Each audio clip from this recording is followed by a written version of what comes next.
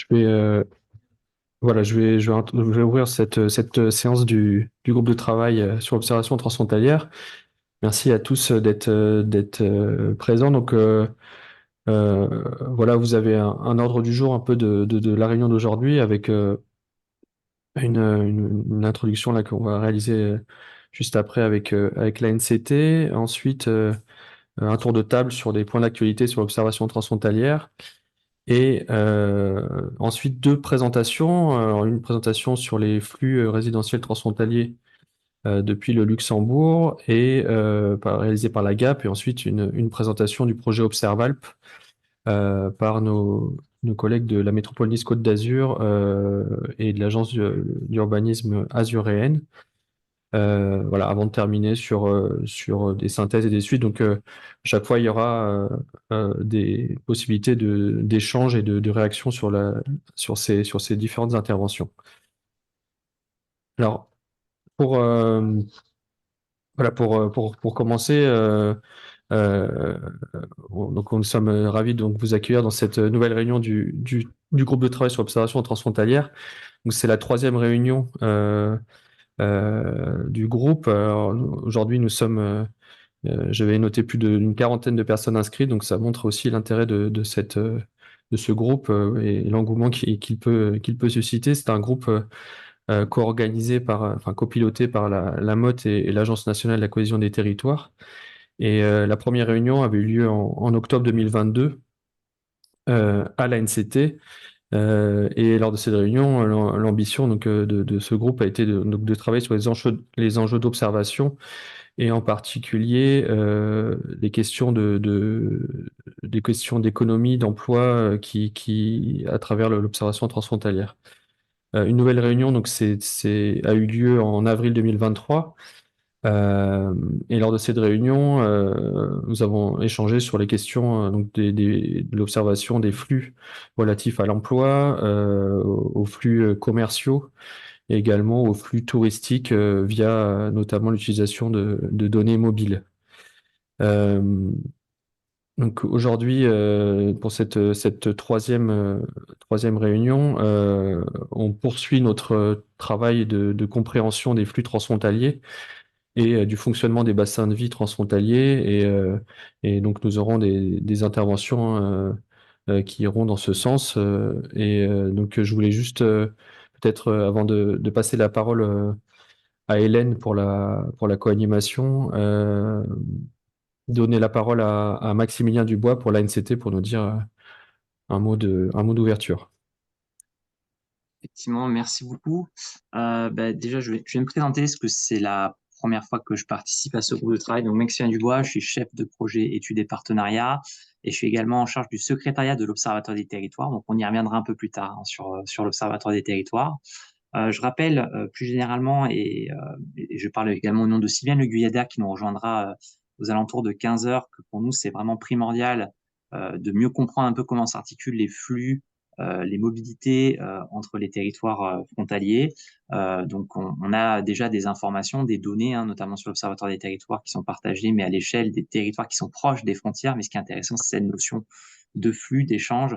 Et c'est pour ça que c'est extrêmement toujours très intéressant et très pertinent de vous avoir autour de la table pour qu'on puisse échanger sur le partage de cette connaissance, de ces informations, des données qui sont en lien avec ce sujet et des études, pareil, qui traitent de ces questions-là. Donc, je vous remercie et je vais en profiter pour donner la parole aux co-animatrices, Calypso et Hélène.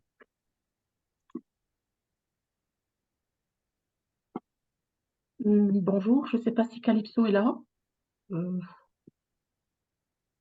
Alors je crois elle n'est pas connectée. Je n'ai pas réussi à la joindre, donc je ne sais pas si elle sera présente aujourd'hui. Donc Hélène, d'accord. voilà. Donc, euh, peut-être qu'on va démarrer donc la réunion, tout simplement, Oui, tout au à fait. sens où on pourrait peut-être faire un tour de table pour savoir qui c'est qui nous a rejoints parmi les inscrits déjà.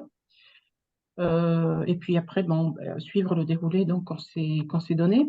Donc moi, je me présente, je suis Hélène Laral, je travaille à l'agence d'urbanisme Atlantique et Pyrénées. Donc moi, je suis basée à Bayonne, mais on a aussi donc une antenne à Pau. On fait du transfrontalier depuis quelques années, depuis à peu près, même si c'était inscrit dans les missions de l'agence, on a vraiment commencé à travailler à partir de 2017. Voilà. Donc, sur cette question de l'observation, on a fait quelques petites choses et voilà. Très bien, merci Peut-être, Hélène. ouais, Oui, alors pour le tour de table, en fait, on va peut-être pas forcément faire le tour de tous les participants un par un. On avait sollicité quelques interventions dans un premier temps sur, pour ce tour de table. ok. Il y a dans un dernier point, on pourra, justement, je vais vous montrer ça, voilà. On pourra parler des d'autres actualités, donc avec des prises de parole des personnes qui souhaitent rajouter des éléments à ce tour de table. Donc, je pense que dans un premier temps, on va passer la parole au BBSR. C'est l'Institut fédéral de recherche sur le bâtiment, l'urbanisme et l'espace, donc un institut allemand, pour nous parler d'observation territoriale en Allemagne. Donc, je vais passer la parole à Claire Duvernay ou à sa collègue qui est également présente. Voilà. Merci Jean, donc je vais commencer. Voilà, donc pour ceux qui ne me connaissent pas, moi je m'appelle Claire Duvernay, je suis française mais je travaille au BBSR en Allemagne, donc sur la coopération transfrontalière et l'observation transfrontalière. C'est un sujet qui prend de l'ampleur depuis quelques années au BBSR. On a depuis longtemps l'observation nationale, l'observation européenne et on essaie de renforcer tout ce qui est entre les deux, donc le transfrontalier. Alors, on a mis en place donc plusieurs projets moraux que je ne vais pas rappeler aujourd'hui parce que ça prendrait trop de temps, mais on a réalisé un premier catalogue d'indicateurs pour établir l'observation transfrontalière sur l'ensemble des frontières de l'Allemagne. Aujourd'hui, on est en train de mettre en place en interne l'intégration de ces indicateurs dans la base de données interne du BBSR, donc pour permettre une observation transfrontalière en continu. Et on travaille aussi sur la mise en place de nouveaux outils pour renforcer la présence en ligne du BBSR et les applications interactives afin de mettre ces données à disposition. Donc, il ne s'agira pas vraiment d'un géoportail tel qu'on le connaît, par exemple, avec le GIS de la Grande Région ou GeoRENA, mais de voilà, différentes applications qui permettront de visualiser et de télécharger ces données. Parallèlement à ça, on travaille aussi, comme la mode, beaucoup sur la coopération institutionnelle, puisque l'amélioration des données transfrontalières ne peut se faire que si les différents partenaires européens travaillent main dans la main. Donc pour ça, le BBSR a fondé en 2018 un réseau européen sur l'observation transfrontalière qui réunit pour l'essentiel les pays voisins, l'Allemagne et ses voisins, donc aussi bien des instituts statistiques que des autorités, des représentants des autorités locales, régionales ou nationales. On a aussi quelques partenaires d'autres pays, d'autres frontières. Voilà, la Hongrie, notamment avec le CESCI, l'institut dont la MOT est aussi partenaire. Et des partenaires européens, ESPON a participé. On a également le soutien de la Commission européenne. Donc ce réseau s'est réuni pour la dernière fois fin octobre à Berlin. Et l'idée est de travailler donc, à la fois côté statistique, on s'attaque dans un premier temps au thème de la mobilité transfrontalière avec les statistiques sur les travailleurs frontaliers, mais aussi sur toute la communication autour des problématiques que rencontrent les régions frontalières, pourquoi les données sont importantes, de quelles données on a besoin, voilà, pour attirer davantage l'attention sur ces problèmes qui ne sont pas toujours au premier plan, vu d'un point de vue national. Voilà. Et dernier point, un nouveau projet aussi que je voulais citer, ce sont les ateliers Actarea. Alors Actarea, c'est une méthode qui a été mise en place par ESPON pour identifier des bassins de vie transfrontalier ou non, en l'occurrence, ce qui nous intéresse, c'est le transfrontalier, à partir du ressenti des habitants. Donc là, on s'éloigne un petit peu de l'observation telle qu'on la pratique traditionnellement à partir de données quantitatives pour s'intéresser davantage à une perspective subjective. Voilà, il s'agit d'une méthode pour dessiner une représentation du territoire à partir de, voilà, d'une perception individuelle. Et donc, on va mettre en place cette méthode dans 2 ateliers qui auront lieu à la frontière franco-allemande le 22 février dans le Rhin supérieur, au niveau de l'Eurodistrict de Strasbourg-Ortenau, et en avril au niveau de l'Eurodistrict Sarre-Moselle. Alors pourquoi ces 2 périmètres? Parce que ce sont les 2 périmètres qui avaient été choisis pour mettre en place un projet franco-allemand de jeu de simulation pour proposer des améliorations dans l'aménagement du territoire transfrontalier. Et on s'appuie, donc le Moro Planspiel, pour ceux qui connaissent. Et on part des résultats de ce projet pour construire ces 2 ateliers. Voilà. Plus d'informations sont disponibles sur le site du BBSR. Vous pouvez me contacter si vous voulez en savoir plus. Voilà. Sylvie, si tu veux ajouter quelque chose, si j'oublie quelque chose. Non, je pense que tout a été dit. Donc, Non. Il y a pardon?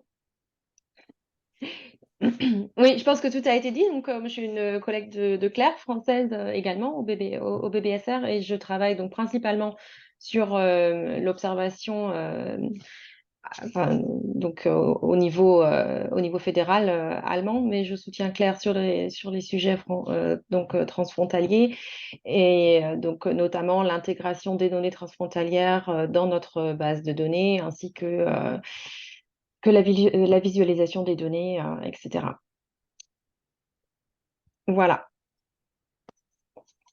Merci à vous. Alors, je vais tout de suite passer la parole à l'INSEE, à Guillaume Bichler pour le pôle statistique transfrontalier qui va nous faire un point sur les activités du pôle.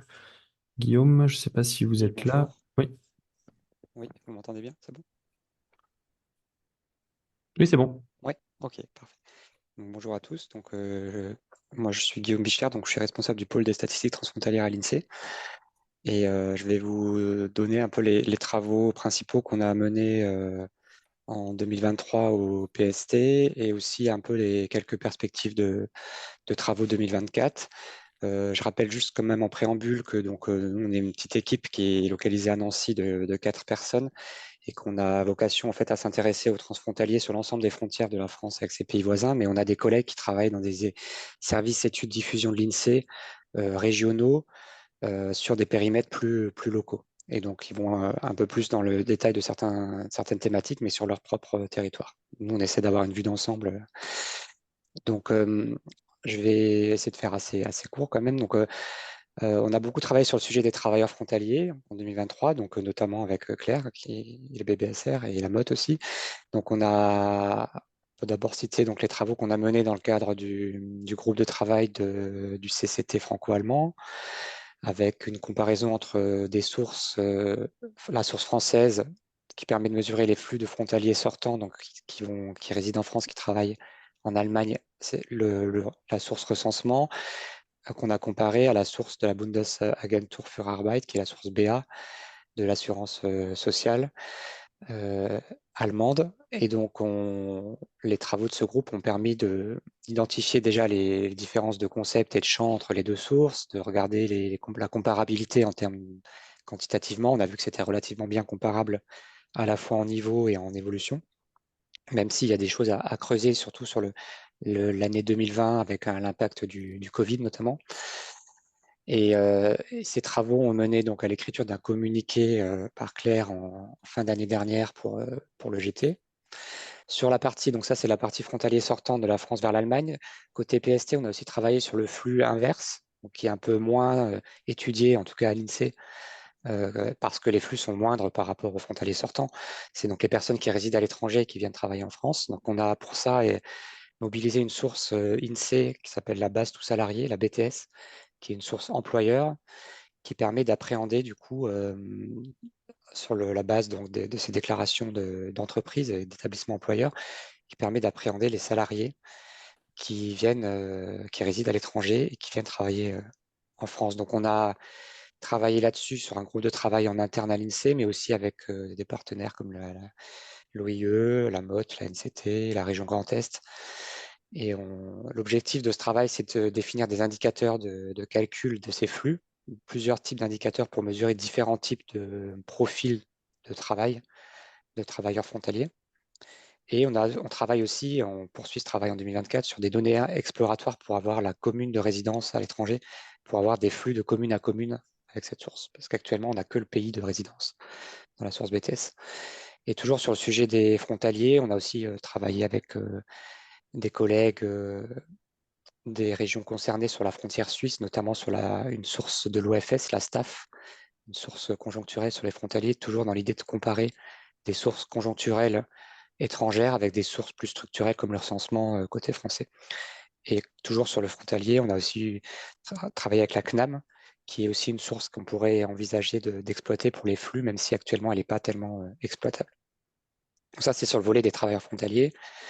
En 2023, les perspectives 2024 sur ce sujet-là, c'est qu'on va poursuivre donc les travaux un peu sur ces travaux de comparaison entre sources, rédiger une note en interne INSEE sur un peu de récapitulatif de toutes les sources disponibles, de comparaison, de préconisation d'utilisation. On va poursuivre les travaux sur la BTS et essayer d'explorer d'autres sources qu'on n'a pas eu le temps de creuser en 2023, comme des sources belges ou luxembourgeoises notamment. Et on va réfléchir en 2024, ça sera probablement plutôt à horizon 2025, mais à la mise à disposition de davantage de données sur les frontaliers en open data sur le site de l'INSEE. Donc voilà, sur le sujet des frontaliers, je vais dire juste, si j'ai encore quelques minutes, 1 ou 2 minutes, je fais quelques mots sur d'autres travaux qu'on fait sur d'autres sujets. Donc on a sorti une étude nationale sur la démographie de part et d'autre des frontières. Donc c'est un INSEE première qui est sur le site de l'INSEE, paru en novembre dernier. On participe à des coopérations, celle qu'a citée Claire, la coopération sur le réseau européen, mais on participe également à un groupe de travail d'Eurostat sur les cross-border cities et les FUA. Et pour 2024, on a un gros projet qui va pas mal nous occuper, c'est une étude coordonnée avec plusieurs services d'études régionaux. On va sortir une étude nationale et des déclinaisons régionales sur les trajets domicile-travail des frontaliers, en termes de flux, de distance et de temps de trajet, et avec l'objectif d'avoir un petit encadré sur les émissions de CO2 et des éléments aussi en évolution 2015-2021. Et on a un autre sujet de travail en 2024 que je voulais citer, c'est on va prendre un stagiaire de l'ENSAI pour travailler sur des données que l'INSEE récupère de comptes bancaires qui permettent en fait d'appréhender des flux de consommation transfrontalière par le biais de dépenses en carte bancaire à l'étranger de titulaires d'un compte bancaire en France. Voilà. Donc c'est des données que l'INSEE exploite depuis le confinement en fait. Il y a pas mal de choses qui sont sorties, mais pas beaucoup de choses sur ces aspects transfrontaliers. Donc on va demander des accès à ces données et notamment mobiliser un stagiaire là-dessus. Voilà. Je vais m'arrêter là. Moi, j'ai une petite question. Est-ce Oui. que vous êtes plutôt sur la frontière, à votre frontière proche, ou est-ce que vous travaillez au niveau national? On travaille au niveau national sur le D'accord. pôle. Sur Oui, l'ensemble des frontières oui, l'ensemble des françaises, alors. frontières. Alors oui, j'ai pas cité, mais sur la BTS par exemple, on a aussi on envisage de travailler avec des collègues de Nouvelle-Aquitaine, Occitanie et PACA sur les flux entre la France et l'Espagne et la France et l'Italie. C'est des données qu'on n'a pas trop mobilisées jusqu'à maintenant, mais on leur a proposé voilà, d'explorer aussi un peu ces flux-là qui sont beaucoup moins importants que sur les autres frontières, mais pour lesquels on a aussi des données. Donc c'est aussi une autre perspective de travail pour 2024. Merci. Merci Guillaume pour tous ces éléments. Donc on voit qu'il y a beaucoup d'activités pour le pôle statistique transfrontalière. Je voulais peut-être, s'il y a d'autres questions, passer la parole à Alice Duré à la MOT pour nous parler de l'expérimentation bassin de vie transfrontalier et notamment de l'aspect données que dans cette mission que l'on a réalisée l'an dernier et au début de cette année. Je vais passer la parole à Alice. Alors, j'arrête le partage. Voilà.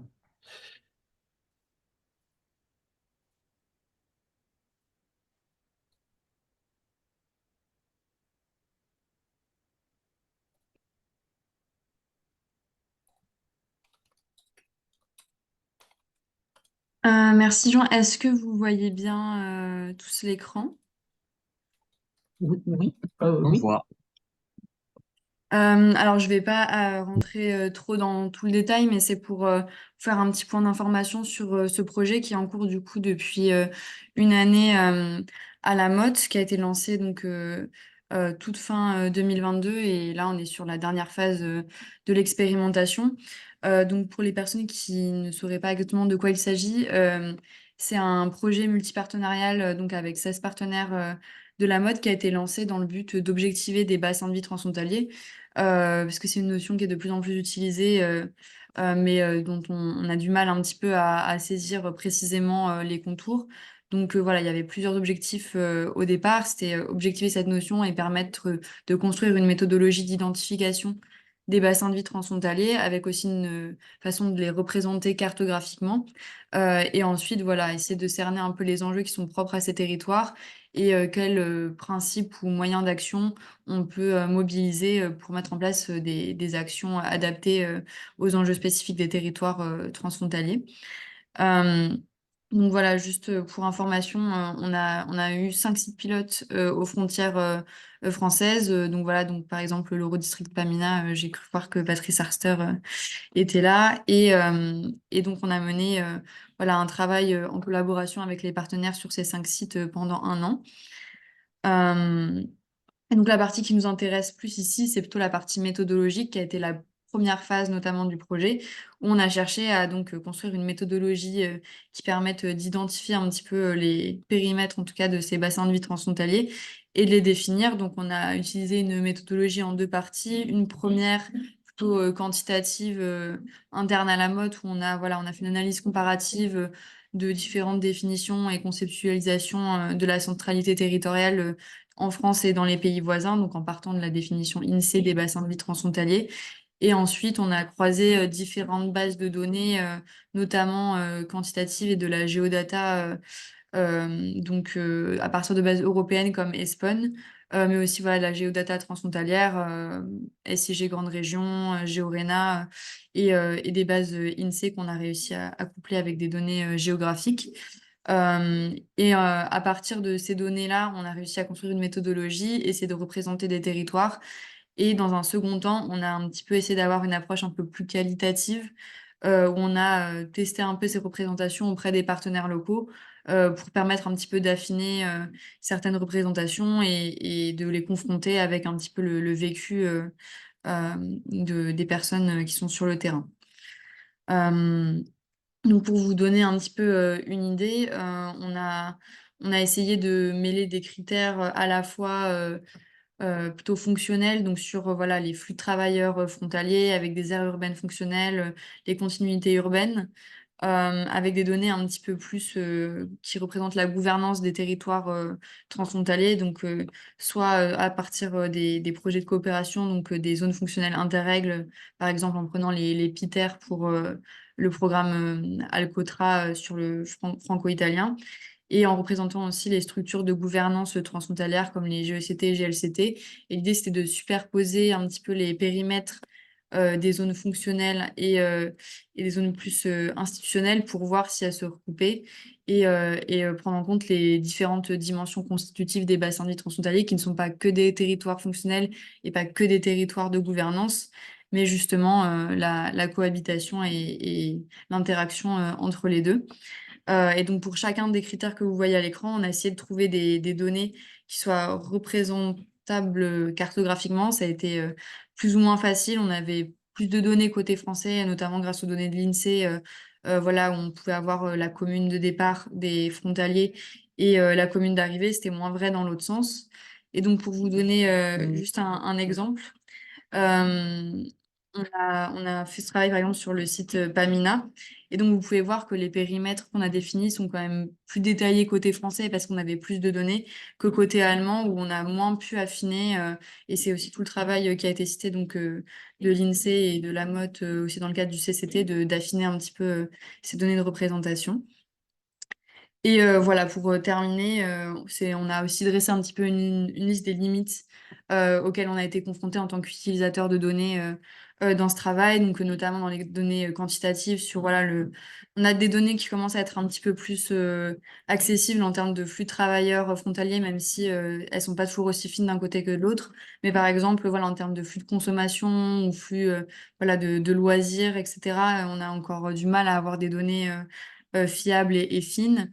Et puis, on parlait voilà, des données qualitatives aussi. Enfin, le BBSR a présenté ce qui se fait dans le projet Actaria, qui est assez complémentaire finalement. Voilà, c'est des données qui sont aussi assez difficiles à récolter et à utiliser pour l'instant pour les bassins de vie transfrontaliers, mais qui sont des données très intéressantes sur lesquelles il pourrait y avoir aussi plus de choses de faites. Donc voilà pour l'instant. Et donc, pour un petit point voilà, final d'actualité, là, on est en train de terminer le projet. On a eu une phase de consultation, enfin 2 phases de consultation avec les acteurs locaux. Notamment, après, on a formulé des propositions opérationnelles sur des enjeux prioritaires que chaque bassin de vie transfrontalier avait identifiés. Et on est allé les tester un petit peu avec les acteurs locaux. Et donc, un rapport sera prochainement publié au premier semestre 2024 sur cette expérimentation. Et voilà, n'hésitez pas si vous avez des questions, on pourra répondre. Merci Alice. Alors, je vais juste te demander de couper le partage, voilà. Partager l'écran. Hop. Alice, est-ce qu'on a des documents qui font état de vos résultats, ne serait-ce que, en tout cas, de la partie de cadrage sur qu'est-ce qu'un bassin de vie, peut-être? Est-ce que ces éléments-là existent déjà? Est-ce qu'il y a des écrits? Je ne sais pas si on m'entend. Alors, je pense qu'on avait dû publier, notamment peut-être dans la newsletter de la MOT, quelques actualisations. Après, vraiment, tout ce qui est vraiment sur la méthode, la définition, etc., ça va être dans le rapport final qui va être publié prochainement, donc c'est pas encore public, D'accord. mais ça le sera dans les mois qui viennent. Et on communiquera à cet effet, bien sûr. Merci. Merci. Alors, donc après ces premières interventions, est-ce qu'il y a d'autres participants qui souhaitent nous donner des points d'actualité sur leurs activités? Je ne sais pas, j'ai pas forcément la vue de tous les participants. N'hésitez pas, qui souhaitent prendre la parole. Moi, je pourrais les donner, mais je ne sais pas si c'est dans le déroulé de la réunion. Oui, Hélène, concernant vas-y, tu peux dire peut-être quelque chose sur votre projet d'observation transfrontalière? Donc, juste 2 mots. Nous aussi, on a commencé en 2018. Comme la première intervenante, c'est curieux comme les époques coïncident. On a engagé un petit travail qu'on considère comme étant encore un travail expérimental, hein, puisque les choses ne sont pas encore complètement rodées, on va dire. On a surtout passé beaucoup de temps à établir des relations avec nos partenaires espagnols, euh, sachant que dans le cas qui nous intéresse, nous en avons 3, qui sont la communauté autonome du Pays Basque, la communauté autonome de Navarre et la communauté autonome d'Aragon, qui sont les territoires frontaliers de la Nouvelle-Aquitaine ou des Pyrénées-Atlantiques. Donc, on s'est attaqué à des choses assez simples au début pour mettre je dirais, pour se mettre en marche, voilà, pour expérimenter et rassembler nos données, puisqu'on manquait énormément de données territoriales et toutes les institutions faisaient état de ce manque.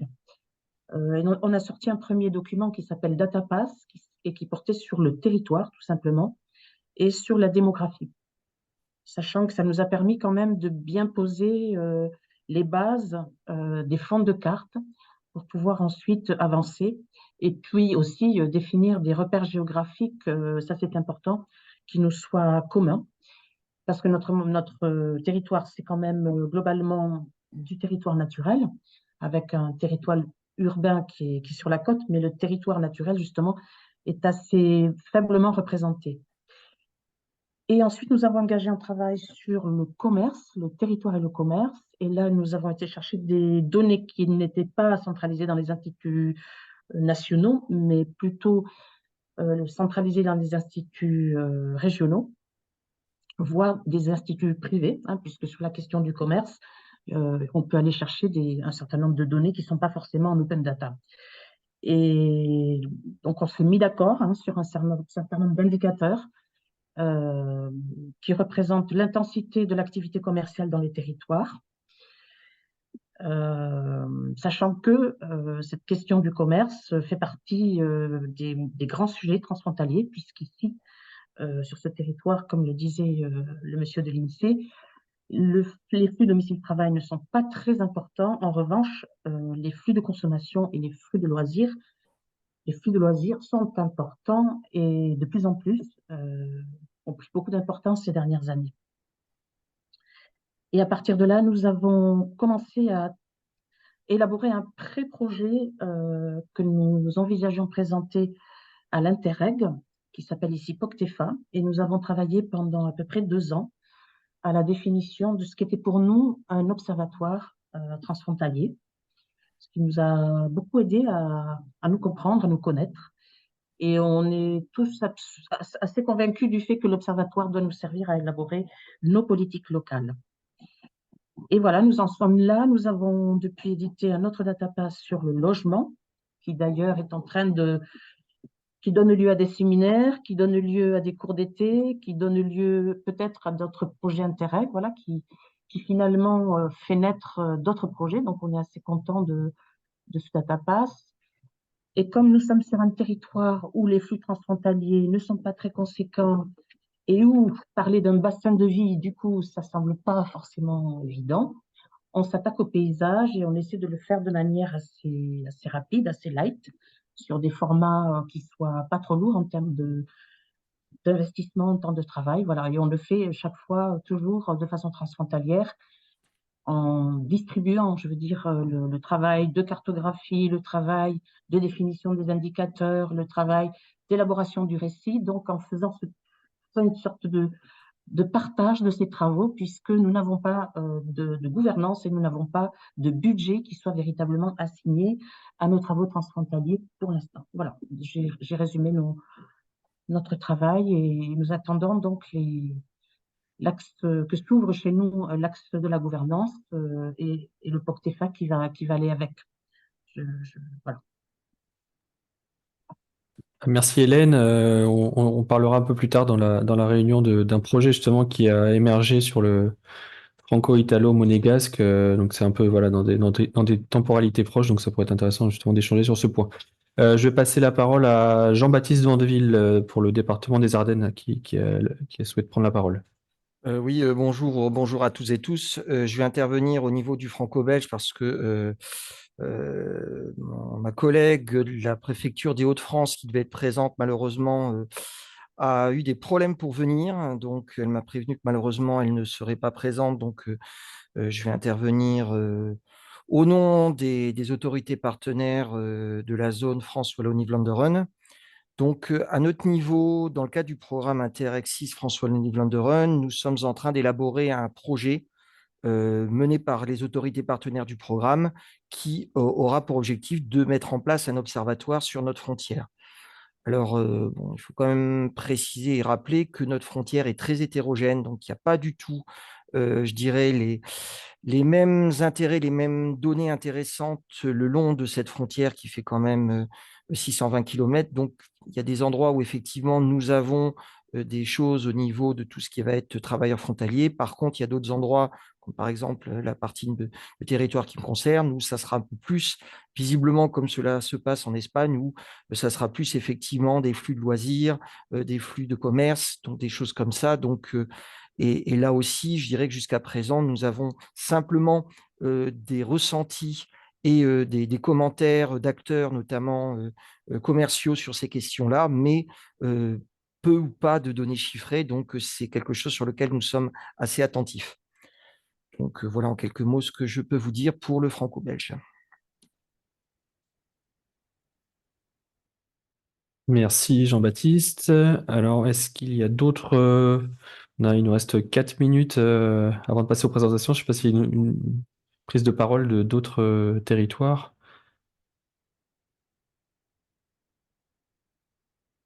Alors, si ce n'est pas le cas, on va... Oui. Peut-être juste côté Ouais. NCT, une actualité pour vous dire que les quartiers prioritaires de la ville ont été, le périmètre des QPV a été mis à jour. En début d'année, il y a un décret qui est sorti et en fait, il y a un nouveau périmètre, un nouveau zonage qui a été élaboré avec une actualisation de ces périmètres au regard notamment du niveau de revenu et du nombre d'habitants. Je ne vais pas rentrer dans les détails, mais tout ça pour vous dire qu'il y a certaines zones transfrontalières qui sont particulièrement touchées avec une actualisation des quartiers. Je pense notamment dans le nord, en Alsace ou dans la région niçoise.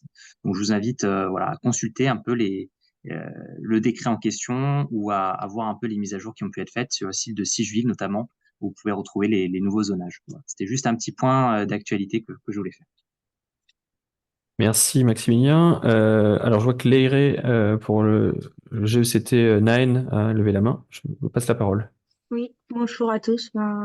Rapidement aussi, pour information, nous, on travaille frontière franco-espagnole, on travaille très bien avec ODAP et on suit leurs travaux, leurs projets d'observation transfrontalière. De notre part, on a travaillé avec l'INSEE Nouvelle-Aquitaine et ses homologues de Euskadi, Eustat et de Navarre, mais pour faire aussi des données classiques et les corriger en chiffres, un document qu'on a avec des données statistiques des 3 territoires. Et on a fait un diagnostic sur les travailleurs transfrontaliers, les flux transfrontaliers des travailleurs transfrontaliers qu'on va actualiser avec un nouveau projet sur l'emploi transfrontalier pour avoir des profils et de la donnée plus homogène dans les territoires. Donc, dans les mois à venir, dans l'activité 2024, début 2025. Merci. Alors, s'il n'y a pas d'autres interventions, on va poursuivre par les présentations, de ce jour. Alors, je vais passer la parole à Mickaël Volo de la GAP pour nous parler des flux résidentiels transfrontaliers depuis le Luxembourg. Merci Jean.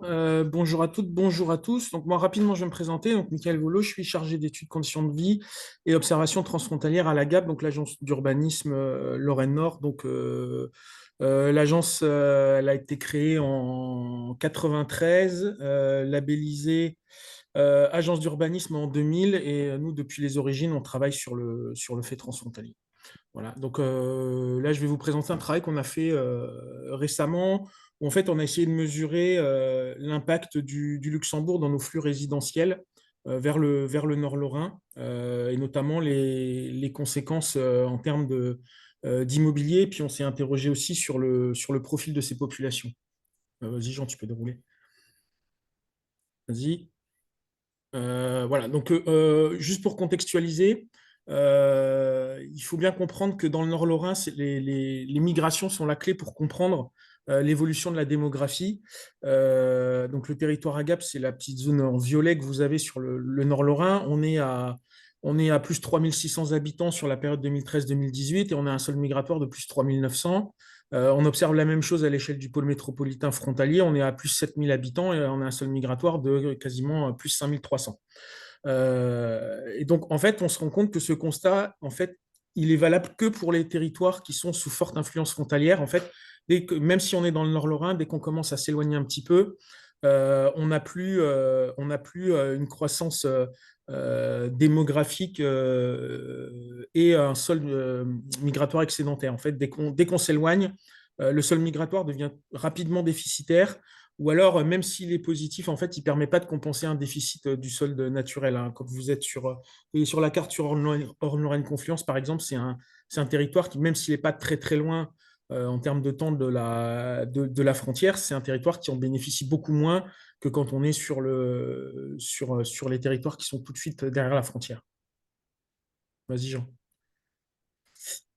Alors, on a regardé un petit peu donc, les flux depuis l'étranger. Donc, c'est les données basiques du recensement. En fait, on s'est rendu compte qu'on avait un territoire qui fonctionnait un peu sur une logique de porte d'entrée. On a regardé en fait les migrations qui viennent de l'extérieur du Nord Lorrain. C'est le trait rouge que vous voyez sur la carte qui correspond en fait au versant français de la métropole fonctionnelle de Luxembourg, telle qu'elle a été identifiée par le ministère luxembourgeois. Donc, en fait, on voit qu'on a une hiérarchie quand même dans ces portes d'entrée. On voit que depuis l'étranger, les gros flux, c'est principalement Metz-Thionville. Donc, paraît normal parce que c'est les principales communes. Montigny-les-Metz, on est sur une ville qui doit faire dans les 20 000 habitants. Par contre, Longwy, on est sur une ville de 15 000 habitants. Donc là, ça commence déjà un petit peu à interroger, d'avoir des flux qui sont comparables à ce qu'on peut observer sur Metz ou sur Thionville. Ensuite, on a un niveau intermédiaire où on a des flux qui vont concerner des petites communes urbaines de 5 000 à 10 000 habitants, donc Audin-le-Tiche-Villeru qui sont près de la frontière. Et puis, on a des flux un peu moins importants et qui, là, vont concerner des polarités qui sont tout le long de la frontière et le long du sillon mosellan. Donc, c'est l'axe entre Thionville et Metz et qui vont concentrer aussi localement des polarités un petit peu plus excentrées. Alors, on s'est interrogé, vu le poids des flux de l'étranger, on s'est interrogé si ce n'était pas un effet d'un desserrement résidentiel depuis Luxembourg. Donc, c'est des données qui reposent sur le recensement de 2018. Donc, en 2018, on avait pratiquement 5000 personnes qui provenaient de l'étranger et ça représentait un quart du flux résidentiel qui vient de l'extérieur du Nord Lorrain. Donc, on a comme ça une importance de flux qui viennent de l'étranger qui interpelle, et on monte à plus de 40% dès lors qu'on est sur le territoire de la GAP ou le territoire du PMF, donc vraiment là sur des territoires frontaliers. Et alors les intercommunalités qui sont limitrophes du Luxembourg, donc principalement l'Agglo de Longwy et le Pays Val d'Alzette, ils affichent des taux encore plus élevés. Vous voyez que sur le Grand Longwy, on est à quasiment 60%, et sur le Pays Val d'Alzette, on est quasiment à 70%. Donc 70% du flux qui vient de l'extérieur du Nord Lorrain sur son territoire est un flux qui vient depuis l'étranger. Donc la proximité de l'Agglo de Longwy et du Pays Val d'Alzette avec la frontière luxembourgeoise nous laissait à penser qu'il y avait un desserrement résidentiel plus qu'évident, mais en l'état qui n'était pas objectivable puisqu'on n'avait pas de données, en tout cas de données grand public du recensement, qui permettaient d'isoler en fait le flux qui venait du Luxembourg. Donc c'est des données qu'on a achetées auprès de l'INSEE, puisque l'INSEE a ces données-là. Et donc, on a pu isoler les flux qui viennent du Luxembourg. Vas-y, Jean. Vas-y. Voilà, donc, on s'est aperçu donc, que les flux qui viennent du Luxembourg vers le Nord Lorrain, en 2018, c'était environ 1500 personnes, c'est-à-dire quasiment un tiers du flux migratoire qui vient de l'étranger. Donc, on a commandé les données relatives au recensement 2018 et au recensement 2013. Et en fait, on s'est rendu compte que c'est un flux qui progresse très rapidement, puisqu'il a augmenté de 50% par rapport à 2013. On s'est rendu compte aussi que c'était un flux qui était hétérogène, parce que, en fait, c'est les territoires qui sont situés de part et d'autre du sillon mosellan qui accueillent l'essentiel du flux. C'est-à-dire que les personnes qui viennent du Luxembourg dans le Nord Lorrain vont avoir plutôt tendance à éviter l'axe Thionville-Metz et vont privilégier plutôt les espaces urbains moins denses qui sont le long de la frontière avec le Luxembourg. Et à nouveau, le Grand Longwy et le Pays Val d'Alzette sont les premiers concernés. Plus de la moitié du flux résidentiel du Luxembourg vont sur ces deux intercommunalités et le flux a quasiment doublé en 5 ans sur ces territoires. Et si on prend l'hypothèse d'une croissance linéaire de ce phénomène, le Nord Lorrain aurait accueilli en fait 6300 personnes depuis le Luxembourg sur cette période 2013-2018 et plus de 10 000 sur une période de 10 ans. Ça reste très théorique, hein, c'est une évolution linéaire, mais ça permet de poser des ordres de grandeur sur des flux qui commencent à interroger beaucoup de monde. La suite. Alors, ce flux, on s'est rendu compte qu'il est alimenté par le coût du logement au Luxembourg, hein. C'est ce qui explique qu'on ait des gens qui quittent le Luxembourg pour venir dans le Nord-Lorrain. On s'est rendu compte que pour l'essentiel, c'est des populations d'âge actif, hein. 80% du flux est composé de populations qui sont en âge de travailler, hein, avec 15-59 ans. On s'est rendu compte aussi quand même que la part des plus de 60 ans a augmenté de 2 points entre 2013 et 2018 et qu'elle est peut-être liée en fait à des stratégies résidentielles en lien avec la fin de carrière, c'est-à-dire soit des personnes qui quittent le Luxembourg pour acheter un bien à l'approche de la retraite, hein. Et on sait, les élus locaux nous le font remonter, notamment sur des secteurs ruraux pas très loin de la frontière où on a des luxembourgeois qui viennent acheter des résidences secondaires et qui viennent après passer leur retraite sur le Nord-Lorrain. On a aussi en fait des populations en fait, qui sont des retours en France de populations qui étaient expatriées. Et puis en fait, sur le niveau de qualification, en fait, c'est assez singulier parce qu'on a quasiment autant de non-diplômés que de diplômés du supérieur. Et donc en fait, l'émigration vers la France depuis le Luxembourg, elle concerne autant de populations modestes que de populations aisées, en tout cas avec des situations sociales plus favorables. Et ça nous interpelle aussi parce qu'il n'est pas du tout homogène, ce flux. Alors, c'est un flux aussi qui s'internationalise, puisqu'on a aussi interrogé l'INSEE pour nous fournir des données par nationalité. Donc, on a demandé 3 nationalités, français, portugais, puisqu'il y a une très grosse communauté portugaise au Luxembourg, et puis luxembourgeoise.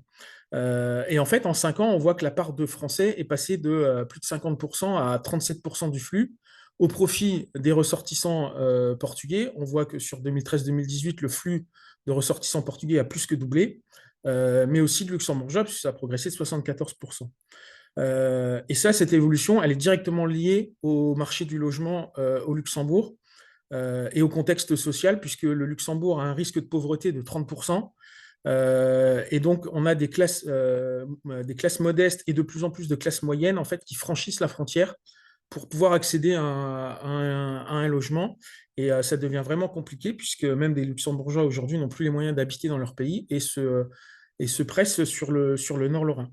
Et c'est un phénomène qui est confirmé, mais aussi qui est subi par les collectivités. Donc c'est la commune de Villerue qui nous a dit qu'elle observait en gros un tiers de résidents luxembourgeois dans ces DIA sur la période 2020-2022, donc des acteurs qui sont des ressortissants luxembourgeois en tout cas qui sont très présents sur le marché immobilier au niveau des ventes. Beaucoup d'élus nous ont signalé aussi des rénovations qui ne sont pas toujours respectueuses des documents d'urbanisme et qui sont génératrices de dysfonctionnement. Alors le problème qui commence à revenir beaucoup, c'est le stationnement de véhicules professionnels sur des espaces publics. Ça devient vraiment très compliqué dans les communes qui sont le long de la frontière. Et puis des populations allophones à intégrer qui nécessitent quand même des investissements de la part des collectivités. La commune de Villerue nous disait que eux ont énormément de populations d'origine portugaise et qui sont exclusivement lusophones et qui donc sont obligés d'embaucher du personnel pour accompagner ces élèves-là, et ça pose vraiment de gros soucis d'intégration. Alors ensuite, on s'est interrogé un petit peu au logement. Alors sur cette question du logement, on a eu quand même quelques surprises. Notamment, on s'est rendu compte que ces populations qui viennent du Luxembourg, elles ont tendance à occuper des logements plus petits, avec une part de T1, T2 plus élevée que par rapport à la population qui est déjà présente, et qui du coup alimente une pression sur les prix sur ce type de logement et qui freine l'accès à des petits logements justement pour des non-frontaliers. Et la part de T5 au-dessus est inférieure à la population résidente, et ce qui est à l'encontre d'une idée reçue où on imaginait, et notamment beaucoup d'élus imaginaient que les Luxembourgeois qui venaient s'installer dans le Nord-Lorrain, c'était des Luxembourgeois qui cherchaient une grande maison. Et en fait, on se rend compte que ce n'est pas forcément le cas. Et qu'on a plutôt une diversité d'occupation, mais qui est liée à la diversité des populations qui s'installent, puisqu'on a bien vu qu'on a aussi des populations modestes qui viennent, qui n'ont pas forcément les moyens d'acheter une grande maison familiale. Et puis, on a des populations, par contre, qui privilégient des biens plus récents, puisqu'on 40% quasiment occupent un logement qui est postérieur à 91, alors qu'on n'est qu'à 26% pour la population qui habitait déjà le Nord-Lorrain. Et puis, la porte d'entrée du Nord-Lorrain pour des populations qui viennent du Luxembourg, finalement, c'est le parc locatif privé, puisque ce qu'on observe, c'est que en fait, plus de la moitié des résidents luxembourgeois qui viennent s'installer dans le Nord-Lorrain, en fait, choisissent la location dans le marché privé. Alors que notre population résidente dans le Nord-Lorrain, comme on a beaucoup de logements individuels, on est plutôt sur une grande majorité de propriétaires. Et puis, logiquement, au vu des différentiels de salaire entre la France et le Luxembourg, le parc social, finalement, accueille très peu de populations qui viennent du Luxembourg. Mais vraiment, le fait que ces populations, en majorité, soient logées dans le parc locatif privé, ça a été une vraie surprise pour nous. On s'attendait beaucoup plus à de l'accession à la propriété. Alors, ça nous a permis d'identifier pour nos territoires de premiers enjeux, hein. Donc, comme je l'ai dit, le Grand Longwy et le Pays Val d'Alzette, à eux seuls, c'est la moitié de la population qui vient du Luxembourg pour s'installer dans le Nord-Lorrain.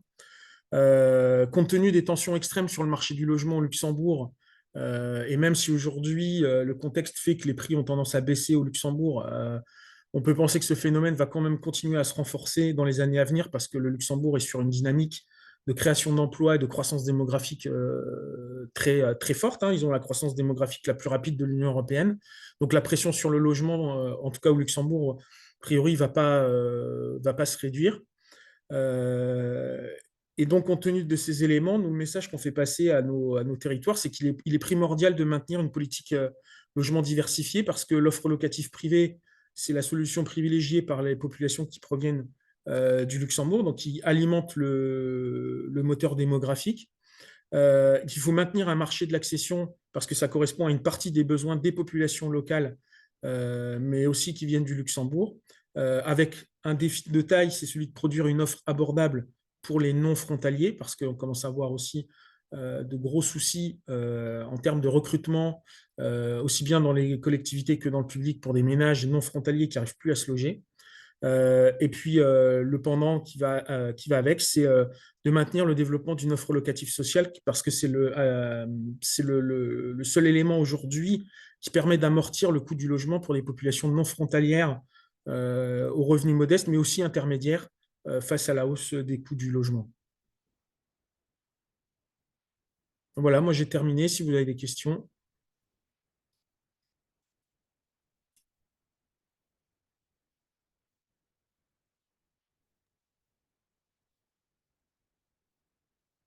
Merci, Mickaël.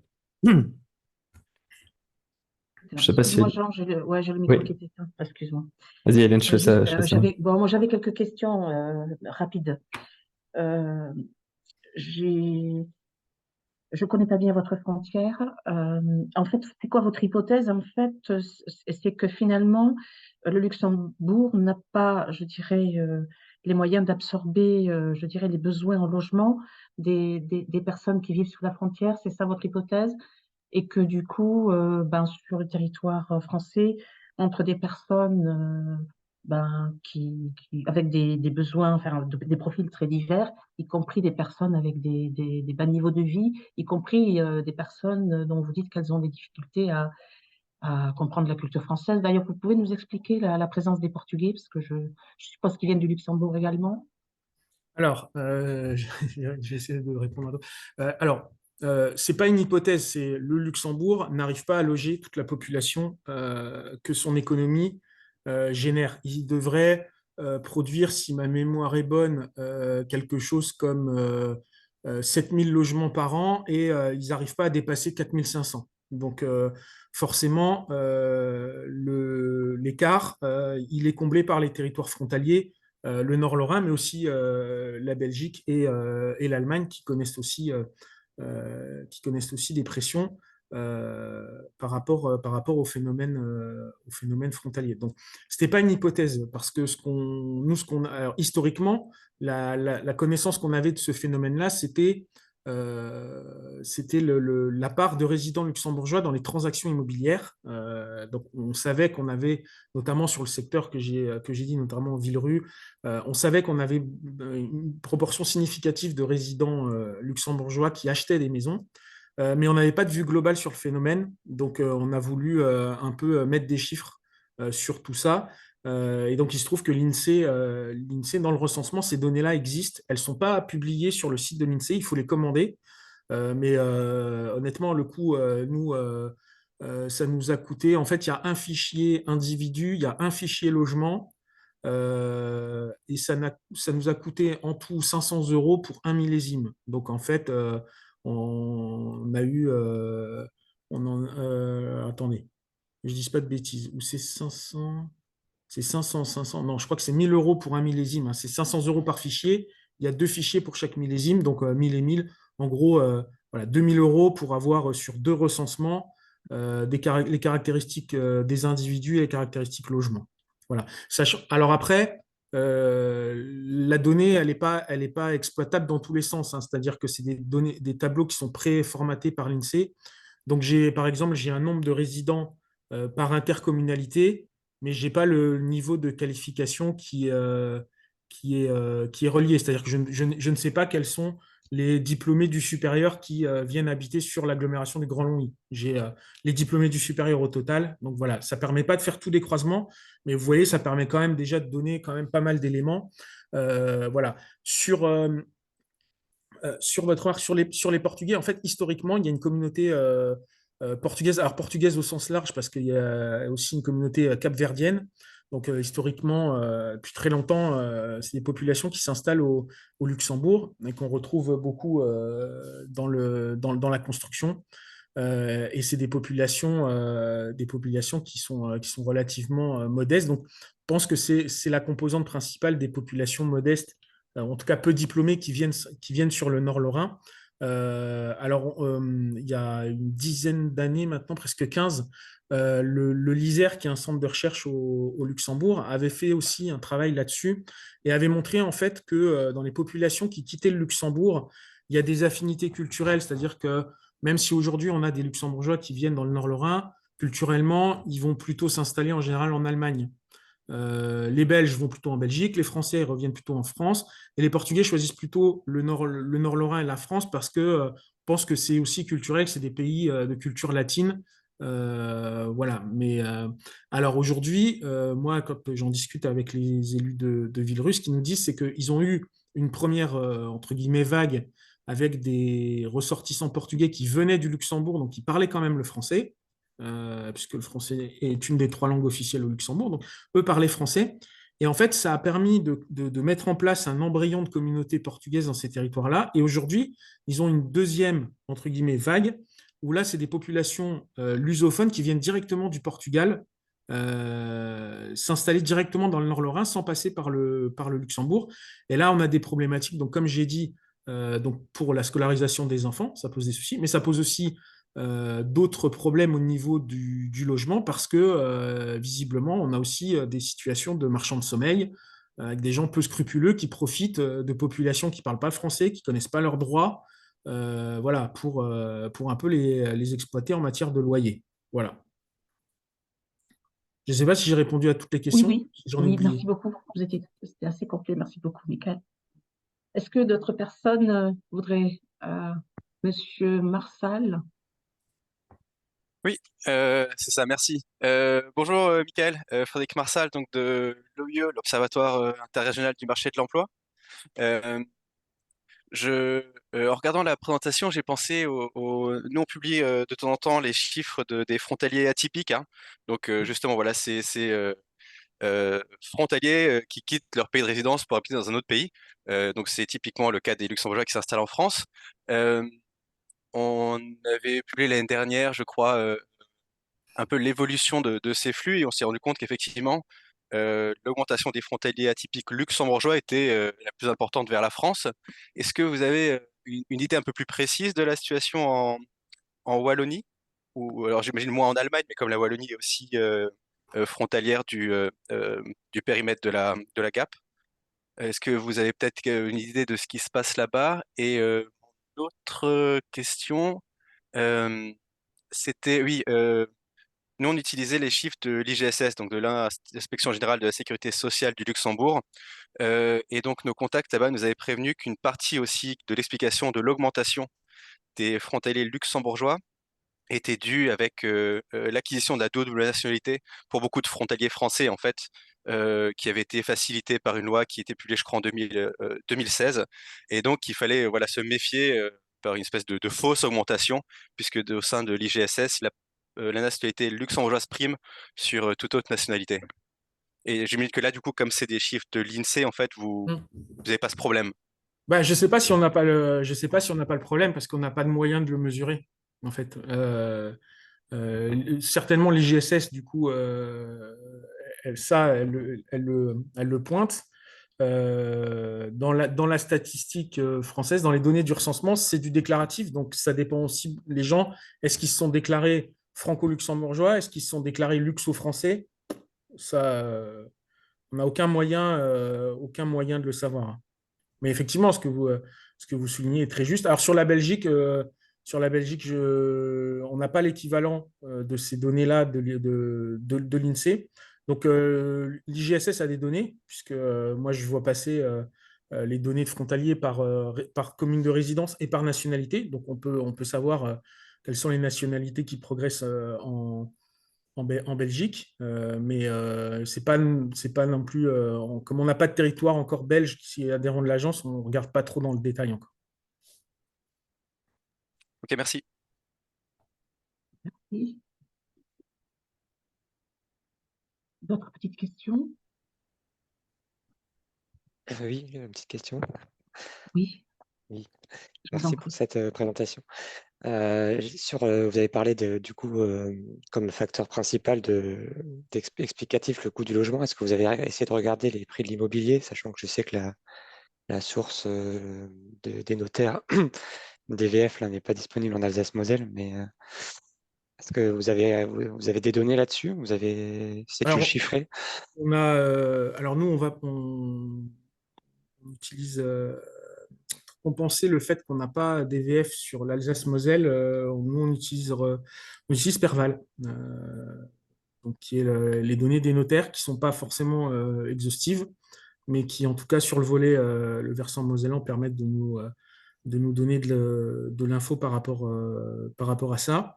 Et côté luxembourgeois, l'Observatoire de l'habitat publie des données sur le marché du logement. Donc, on n'a pas trop encore de difficultés à mesurer le différentiel. On a fait une publication il y a quelques années sur les prix du logement et les prix de la location entre le Luxembourg et le Nord-Lorrain. Et on était, je ne sais plus, on est sur un rapport de 4 voire 5. Voilà. Aujourd'hui, ça fait déjà quelques années maintenant que le prix moyen d'une maison au Luxembourg a dépassé le million d'euros. Donc voilà, aujourd'hui, vous avez une maison au Luxembourg, vous la vendez, vous récupérez 1,2 million, 1,3 million. Vous achetez une maison à Thionville, ça ne vous coûtera pas ce prix-là.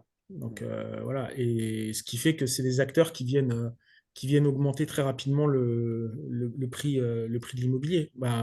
On le voit très clairement, aujourd'hui, une ville comme Thionville n'est pas accessible en achat à la propriété à des ménages non frontaliers. Et ça pose de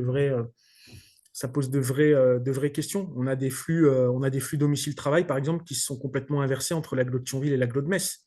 C'est-à-dire qu'il y a 5 ans, c'était l'agglo de Metz qui attirait les actifs de Thionville. Aujourd'hui, c'est l'inverse. Donc, on se pose la question, est-ce que des fois, quand vous travaillez à Thionville, il ne faut pas aller habiter à Metz parce qu'il est plus facile d'avoir un logement social sur l'agglo de Metz parce que vous êtes éligible et d'aller travailler sur Thionville. Enfin, on se rend compte petit à petit en fait que les mobilités, on parle beaucoup de mobilité des travailleurs frontaliers, mais en fait, on se rend compte qu'on est en train de mettre en place des mobilités de la même ampleur entre les zones frontalières et les zones non frontalières, quoi. C'est-à-dire qu'aujourd'hui, si demain il faut faire 40 km pour venir travailler à Longwy, ça va être très compliqué pour les collectivités locales de recruter. Elles ont déjà, elles nous disent, sur les emplois de catégorie C, ils ont énormément de problèmes pour trouver parce que quand ils trouvent des agents, quand ils découvrent le prix de l'immobilier local, ils n'arrivent pas à se loger, donc ils viennent pas. Voilà. Ok, merci. Une autre question, Monsieur Lerche. Vous avez la parole, Monsieur Lerche. Oui, merci. Simplement, donc, pour la partie du Grand Genève, on pourrait quasiment dire qu'on est dans du copier-coller sur cette problématique que vous venez d'évoquer, peut-être encore en plus exacerbé dans la frontière franco-suisse autour de l'agglomération genevoise. Et ce dernier phénomène que vous évoquez du report, en fait, de ce que l'on appelle le débord, finalement, de l'agglomération, au-delà même des périmètres transfrontaliers qui sont institutionnellement déjà reconnus. C'est vraiment une problématique qui semble très importante, en tout cas dans les deux cas qu'on évoque. Donc, c'était simplement pour vous remercier déjà d'avoir défriché le terrain. Et je suis très intéressé par le traitement que vous avez fait sur les fichiers INSEE. À Genève, enfin, dans le Grand Genève, il existe un observatoire statistique transfrontalier. Ils sont pas autour de la table ici, mais je vais remonter vers eux, en tout cas, les informations. Peut-être que je vous contacterai pour en savoir plus et les encourager à faire le même type de traitement pour qu'on puisse comparer. Donc merci, et puis on continue.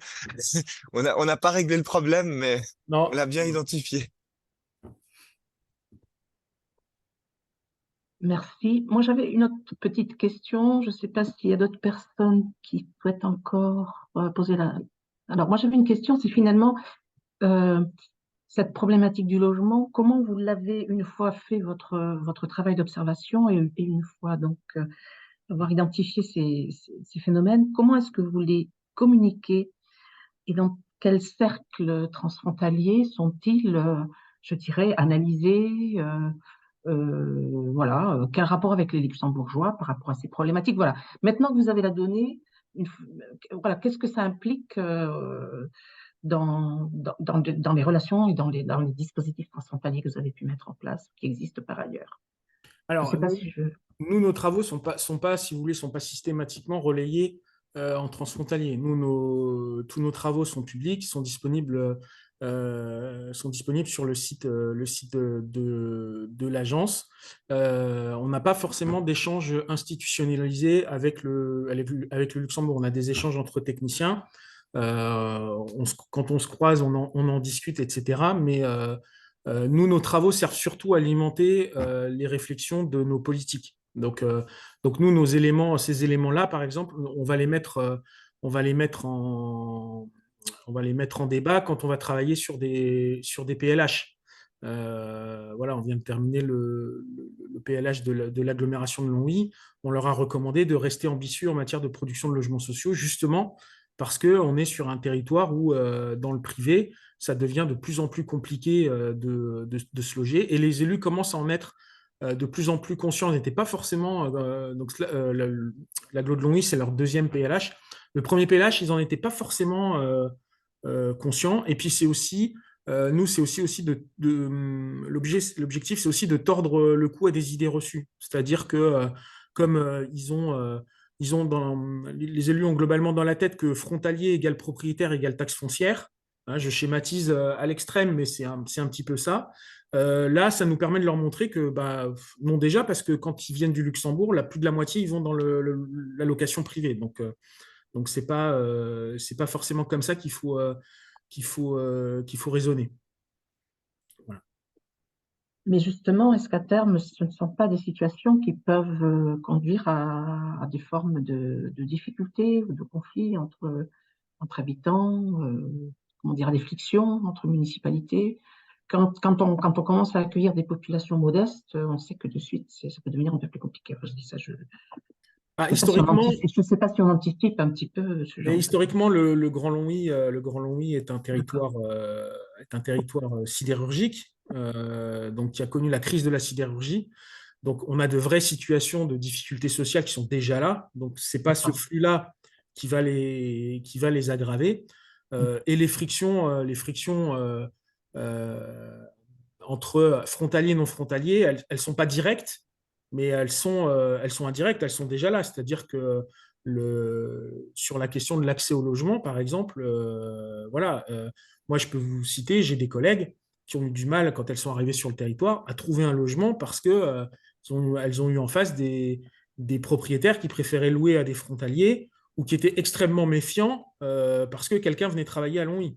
Donc voilà. Donc ces frictions-là, même si c'est pas entre populations, ça se fait de manière indirecte, mais voilà, ça existe déjà. On est quand même sur des territoires aussi, ça on l'a pointé assez récemment, notamment dans les travaux du schéma de cohérence territoriale du Nord Meurthe-et-Mosellan. On est quand même là sur les territoires que je vous ai présentés, Grand Longwy, Peyo-Val d'Alzette, Agglo de Thionville, et puis la communauté de communes qui est juste au-dessus, Cattenom. On est quand même sur des territoires qui ont un rapport interdécile. Ces 4 territoires-là, ils sont classés dans les 10 premiers au niveau national. On doit avoir 4 ou 5 territoires franco-suisses et on doit avoir la métropole du Grand Paris et on a le top 10 national. Voilà.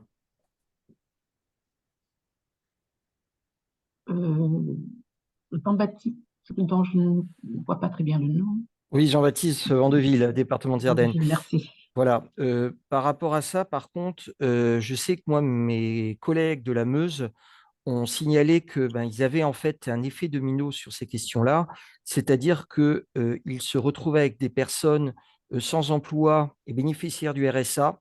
Donc, pour nous, les départements qui prenons en charge une partie du RSA, c'est assez prégnant. Et donc, des personnes qui, en fin de compte, ne pouvaient plus notamment loger dans le nord de la Meurthe-et-Moselle et qui, en fin de compte, venaient dans la Meuse parce qu'ils ne trouvaient plus de logement comment dire, disponible pour eux, du fait effectivement de cette pression issue du Grand-Duché du Luxembourg. Et donc, ils avaient une double peine, puisqu'effectivement, ils se retrouvaient avec une nouvelle population, mais une nouvelle population sans revenus et qu'ils devaient en plus accompagner financièrement. Oui, c'est des questions, qui nous interpellent. Alors, moi, je n'avais pas forcément conscience sur l'aspect spécifique du RSA, mais c'est un sujet que je suis en train de discuter avec mes collègues, d'essayer de regarder un petit peu,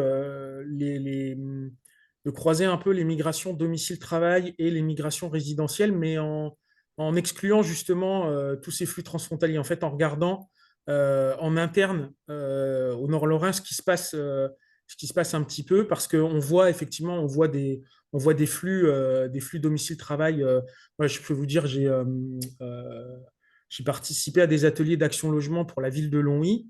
Il y avait plusieurs entreprises qui étaient là, je les ai interrogées et ils ont de plus en plus de collaborateurs qui viennent du nord de la Meuse. Donc, il n'y a pas que le RSA, mais il y a de plus en plus de populations qui travaillent sur l'agglo de Longwy et qui viennent du nord de la Meuse. Donc, je pense que c'est un phénomène plus global que la seule question du RSA, mais la question du RSA a des implications financières qui sont, à mon avis, pas neutres pour le département de la Meuse.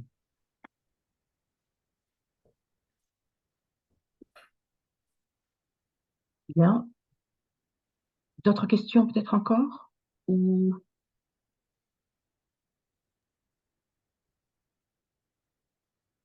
Jean, peut-être. Oui, on va passer à la présentation suivante. Donc, c'était fort intéressant, Monsieur Volo. Merci pour votre présentation.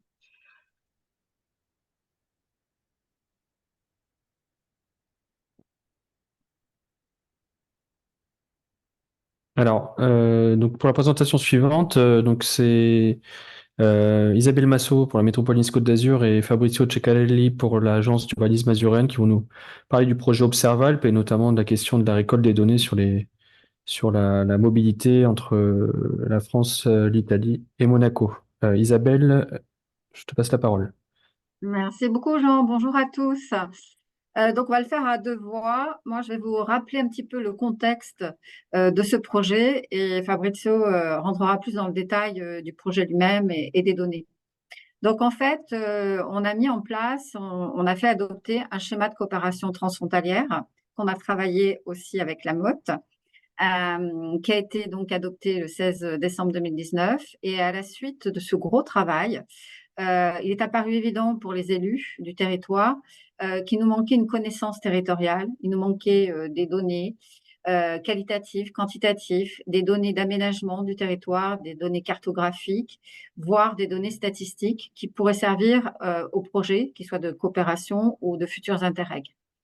Dans ce cadre-là, on a commencé à se mettre un petit peu en ordre de marche sur plusieurs échelles qui correspondaient aux échelles de notre schéma, qui étaient le littoral et moyen pays, l'échelle de montagne et l'échelle intermétropolitaine avec les villes métropolitaines de Gênes et de Turin. Dans cette perspective, on a intégré aussi la principauté de Monaco, qui est complètement inclus dans le territoire français.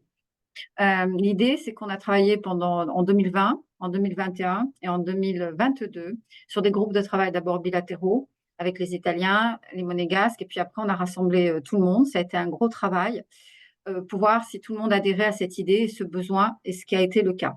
On a très vite remarqué que l'interopérabilité était complexe sur certaines données, que les compétences des villes métropolitaines italiennes ou des régions étaient différentes, puisqu'on avait associé la région Ligurie et la région du Piémont aussi, et qu'eux-mêmes déléguaient en Italie ces données à des entreprises digitales ou des partenaires, que c'était externalisé.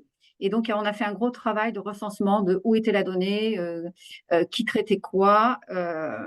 Voilà, c'était un petit peu ça. Pour finir, lorsqu'il y a eu la programmation, tu peux dérouler, Jean, je te remercie.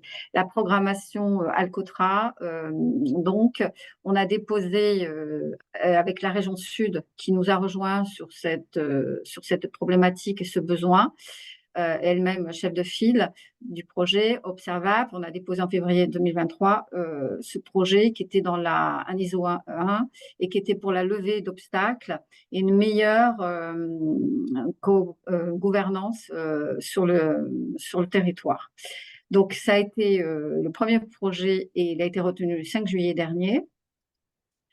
Par le comité de suivi Alcotra. C'est donc le premier où on a la principauté de Monaco, mais c'est surtout un partenariat qui a été fait donc avec la région du Piémont, la Ligurie, les métropoles de Turin. De notre côté, on avait l'agence d'urbanisme azurienne qui est notre délégataire. C'est pour ça que Fabrizio prendra la parole et qui a en charge toute la partie de collecte, de traitement des données. Il en parlera tout à l'heure. Et la principauté de Monaco et la métropole de Gênes sont associés, mais ne font pas partie puisqu'ils ne sont pas dans le périmètre, ils ne sont pas éligibles, et travaillent aussi pour nous fournir de la donnée. Et enfin, la mission opérationnelle transfrontalière qui nous aide aussi à son niveau, et peut-être Jean t'en dira deux mots tout à l'heure pour votre positionnement sur ce dossier. Donc, vous voyez, c'est un petit financement. Il y a beaucoup à faire, on commence à peine et pour nous, c'est déjà se mettre en place, se comprendre et rendre un petit peu, collecter les données, les rendre interopérables, les partager sur des sujets communs. Donc, on en a sorti 3 essentiellement.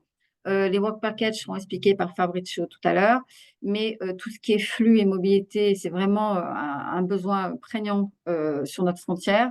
Il y a beaucoup de congestion automobile. On a besoin d'une offre alternative assez forte qui réponde avec cette problématique liée à l'emploi. On souhaite aussi travailler sur des filières économiques communes et sur un sujet qui actuellement est assez important, qui est la gestion des crises, quelles qu'elles soient, et surtout des aléas. Fort de cela, donc on a des données, on travaille avec l'INSEE, l'INSTAT, l'INSEE, qui nous manquent aussi ces données-là et qu'elles puissent se correspondre, se parler. On a des trous dans la raquette, clairement. On est plus en silo de données et il va falloir créer ces passerelles entre toutes. Donc, si tu mets le slide suivant, s'il te plaît, Jean. Donc, l'objectif général, c'est carrément d'avoir une véritable observation, comme il y a sur d'autres frontières déjà, au nord ou à l'est. Et nous, on est relativement en retard puisqu'on part de zéro. Et on va aussi, le premier acte fort, c'est de créer une cartographie qui ait du sens sur tous ces territoires et qui puisse nous servir de base. Donc, c'est un projet, comme vous voyez les dates de début, et qui se terminera en septembre 2025. Voilà, ça c'est un petit peu pour donner le contexte. Et je pense que Fabrizio, tu vas pouvoir aborder les autres sujets. Oui, merci Isabelle. Donc Fabrizio Seccarelli, donc agence d'urbanisme. Effectivement, on est dans le cadre de ce projet, on est sur 3 objectifs un peu plus spécifiques et je dirais, 3 sous-activités qui doivent composer le projet. Donc, on a un objectif spécifique numéro 1 qui est effectivement la constitution du socle de données pour que ces données soient interopérables dans les différentes thématiques. Et là, on est effectivement à ce jour, donc on a fait il y a eu le lancement du projet à Nice au mois de décembre dernier, et on est aujourd'hui dans le cadre de on attend donc de recevoir le répertoire de données des différents partenaires pour pouvoir effectivement faire une sélection et avoir un jeu de données transfrontalier interopérable qu'on puisse utiliser dans les différentes thématiques. Alors là, vous voyez quelques-unes, donc bien sûr les limites, la population, la sociodémographie, les infrastructures de transport, les réseaux, le climat, le changement climatique, la mobilité. Donc, il y a un certain nombre de données qui sont derrière et sont à exploiter sous ce qui a été appelé 3 sous-activités, c'est-à-dire une première activité qui est celle de constituer un socle transfrontalier avec une description du territoire selon les données collectées. Une deuxième activité qui est celle qui a été appelée un territoire résilient et durable, dans lequel effectivement il y aura une analyse plutôt sous l'angle du changement climatique, la prévention des risques naturels et également de la mobilité et des déplacements des usagers. Et une troisième activité pour un territoire qui doit être plus innovant et compétitif. Et là, on est plutôt sur un volet économie, emploi et attractivité des territoires.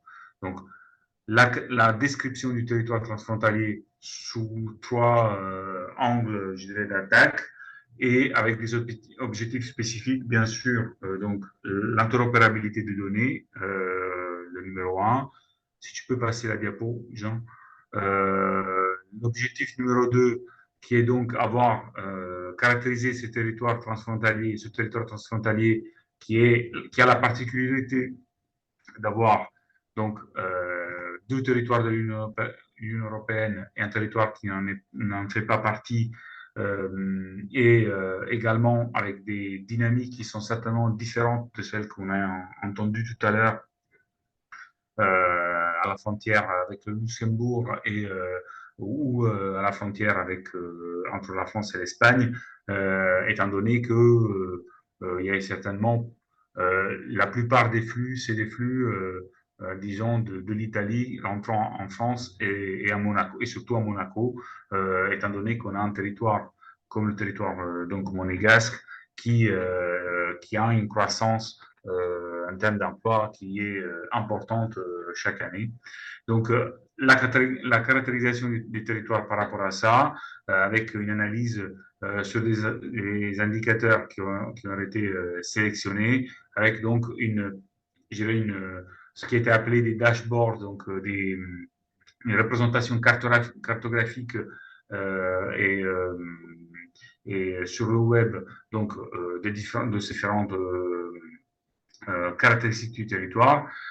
Et ensuite, un objectif numéro 3 qui est plutôt l'expérimentation de nouvelles méthodes d'observation dans l'optique, dans l'idée de pérenniser ces résultats. C'est-à-dire que, bien évidemment, comme vous le savez tous, et j'ai regardé un peu les exemples par ailleurs, par exemple sur la partie franco-valdo-génovoise, ce n'est rien de...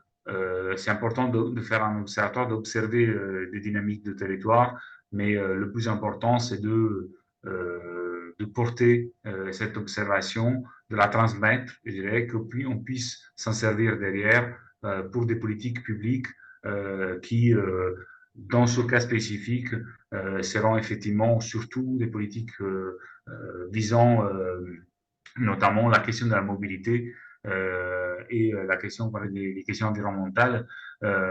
Mais la question de la mobilité, effectivement, elle est centrale, étant donné les flux de d'usagers et donc de travailleurs transfrontaliers présents sur le territoire. Donc voilà.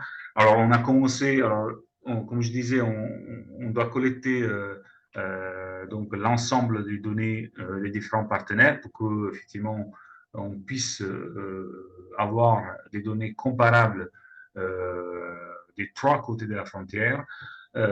Donc pour l'instant les données qu'on a pu avoir, c'est surtout des données monégasques.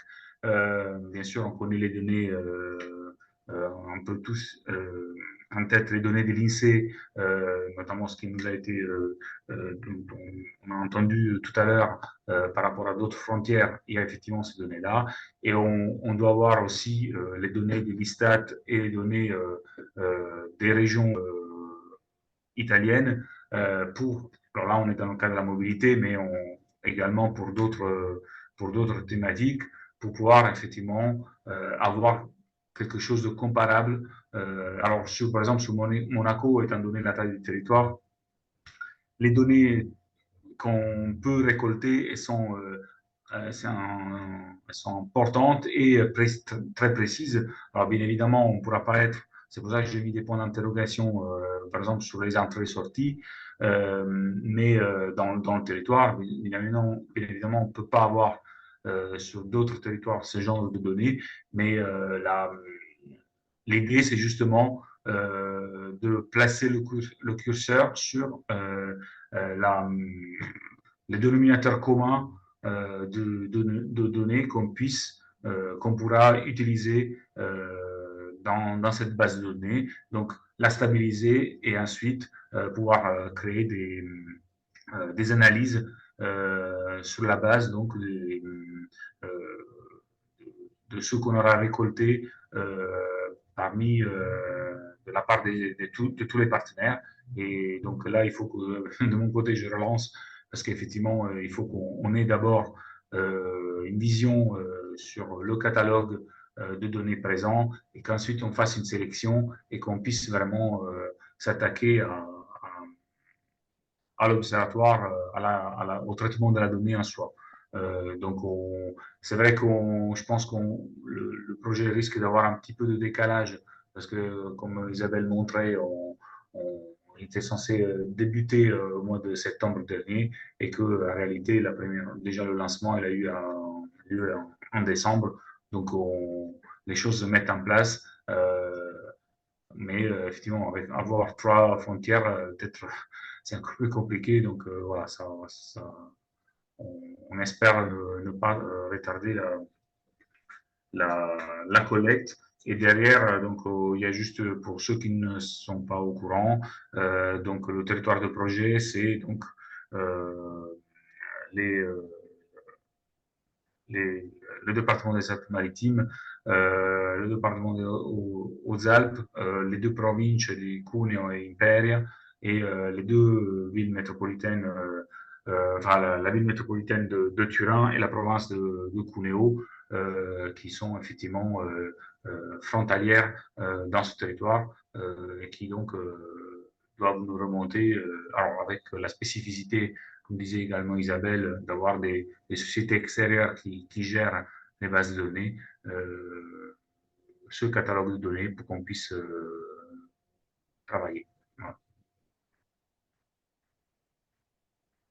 Voilà, là vous avez les trois sous-activités dont je parlais, le socle transfrontalier pour la description du territoire, le territoire durable et résilient avec la partie environnementale, donc événements climatiques et mobilité de déplacement, et la partie plutôt innovation et économique et attractivité du territoire qui vont sur la base desquels on va dessiner trois portraits de territoire problématisés selon les thématiques.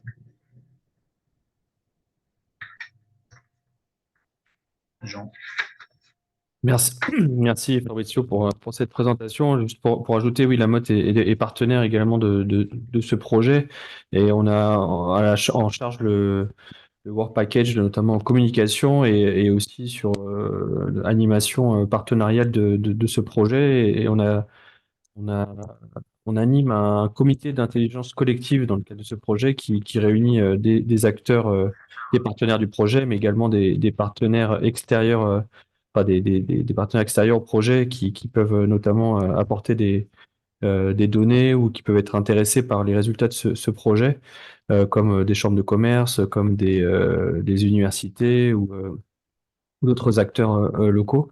Et également, on a souhaité associer des acteurs extérieurs au territoire pour leur connaissance et leur expérience transfrontalière, notamment oui, le pôle statistique transfrontalière de l'INSEE qui est présent, qui a participé au comité d'intelligence collective de décembre dernier. Et on a également souhaité associer l'ANCT pour l'Observatoire des territoires, le programme ESPON au niveau européen, et également le SIG Grande Région. Alors, je ne sais pas s'ils sont présents ici, mais en tout cas, voilà, on voulait, c'est un système d'information géographique qui a été créé au départ à partir d'un projet Interreg. Et nous sommes toujours intéressés pour avoir leur retour et leur expérience sur le développement d'un projet Interreg dédié à l'observation transfrontalière. Donc voilà, le prochain comité d'intelligence collective aura lieu début avril ou mi-avril prochain. Donc euh, on est, voilà, on avance dans ce sens et avec tous ces acteurs cités. Donc Hélène, je ne sais pas si tu veux poursuivre. Oui.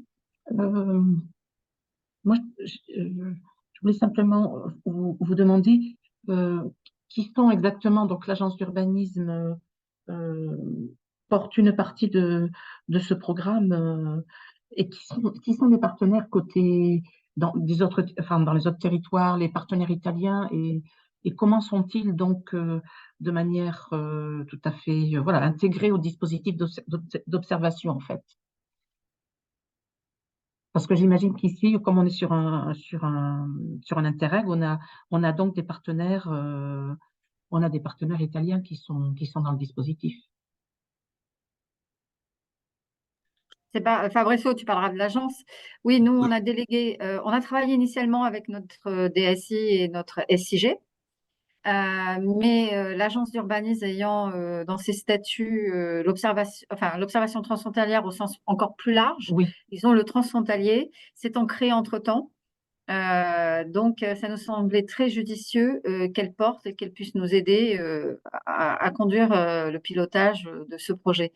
Sachant que cette délégation on a une convention de délégation avec eux, ils sont à peu près à 80%, c'est eux qui opèrent. On reste sur des entrepôts de données chez nous. Sur un des work packages, on va aller un petit peu dans la smart data, si on peut, si on a le temps, si on y arrive. Dans le croisement des indicateurs, on va essayer de voir, on n'a pas encore choisi de sujet, mais ça pourrait venir sur un sujet d'aléa climatique ou autre. Donc, je laisserai Fabrizio en parler. Les partenaires italiens, bien sûr, on a donc la ville métropolitaine de Turin, qui assure aussi des work packages et qui va faire des dashboards pour représenter la donnée. On a la région Ligure et Piémont qui sont aussi présents dans le projet. Chaque partenaire, mais ça, Fabrizio, tu reprendras peut-être plus en détail, se rapproche et a des conventions aussi avec leurs entreprises externalisées qui elles-mêmes traitent la donnée, la collectent. Donc, on a quand même suffisamment d'acteurs. C'est ça un petit peu le côté délicat avec l'Italie, quand on travaille avec l'Italie, parce que sur la donnée, il y a beaucoup de monde. Il faut qu'on se mette d'accord et pour ces traitements, et les compétences ne sont pas les mêmes des territoires. Il y a aussi un travail à comprendre là-dessus. Et après, bien sûr, sur les Français, on a la région sud qui travaille là-dessus. Gênes est observateur du projet, mais contribuera ou pourra nous apporter quelque chose s'il y a vraiment besoin. Là-dessus, il n'y a pas vraiment de blocage. Fabrizio, tu veux compléter? Juste dans le cadre du programme, normalement, il a été choisi d'avoir soit un copilote français, un pilote français, un copilote italien, soit l'inverse. Donc l'implication est dans ça, et comme disait Isabelle, par exemple, dans la partie, dans l'activité numéro 4, qui sera vraiment la création de supports de visualisation, ce qui a été appelé les dashboards, par exemple, c'est la métropole de Turin qui sera directement à la manette de ces activités-là. Donc après, comme disait Jean également, le comité de pilotage et derrière le comité également d'intelligence collective fait en sorte que quand on avance dans les étapes, il faut qu'on partage, bien sûr, là, quand on aura fait la sélection des jeux d'indicateurs interopérables, il faudra qu'on ait pas vraiment une validation, mais en tout cas une participation, un accord, on va dire, de tout le monde et que tout le monde puisse donner derrière les bases de données. Parce que là, effectivement, si on n'a pas, si on ne dispose pas de la donnée derrière les indicateurs, forcément, on n'arrivera pas à avancer. Donc, il faut que tout le monde joue le jeu. Tout le monde est plus ou moins impliqué à différents niveaux dans le programme. Donc, après c'est une question de inertie, je dirais, des administrations d'un pays de l'autre, qui fait que ça peut avoir un peu de temps ça peut demander un peu de temps pour se mettre en place.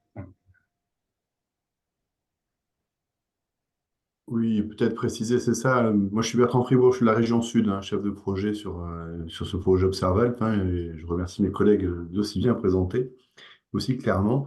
Voilà, effectivement, les administrations aussi italiennes donc, ont beaucoup moins de ressources internes en termes de ressources humaines et pratiquent beaucoup la délégation et la sous-traitance, et c'est pas du tout la même manière de fonctionner. Donc, il faut beaucoup plus de temps pour se mettre en place concrètement avec les budgets, les marchés, etc. Et après, trouver les interlocuteurs, interlocutrices qui vont bien coller pour avancer. Donc voilà, peut-être un programme un peu ambitieux sur ce projet-là, le budget qu'on a et le temps. Mais voilà, au moins essayer d'aller cogner quelques verrous et en défaire quelques-uns, on verra. En fait, voilà, c'est un galop d'essai, comme dit Bertrand. On essaye vraiment de voir aussi quels sont les freins, hein. On est dans un ISO 1, c'est fait pour ça.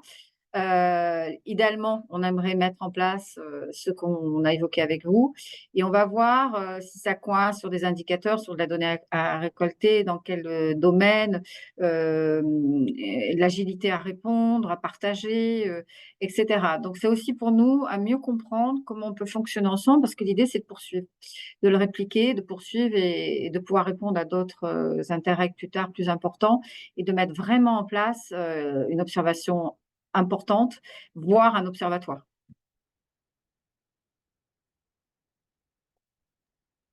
Merci beaucoup pour cette réponse, parce qu'en effet, bon, pour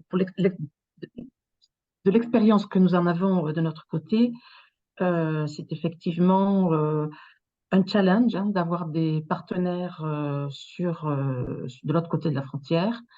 Dans notre cas, nous sommes 5 partenaires, 5 administrations, voire 6.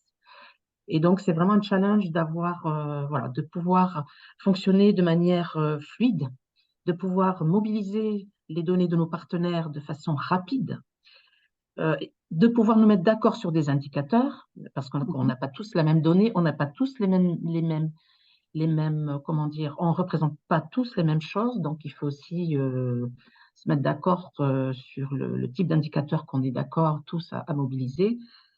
Et une fois que le travail a été fait, de pouvoir aussi tous nous mettre d'accord sur l'analyse qu'on en tire. Parce que ce qu'on essaie de notre côté, en tout cas, on ne cherche pas à représenter quelque chose de nouveau. Hein. On cherche tout simplement à représenter la frontière ou nos espaces frontaliers côtoyant l'espace frontalier d'à côté.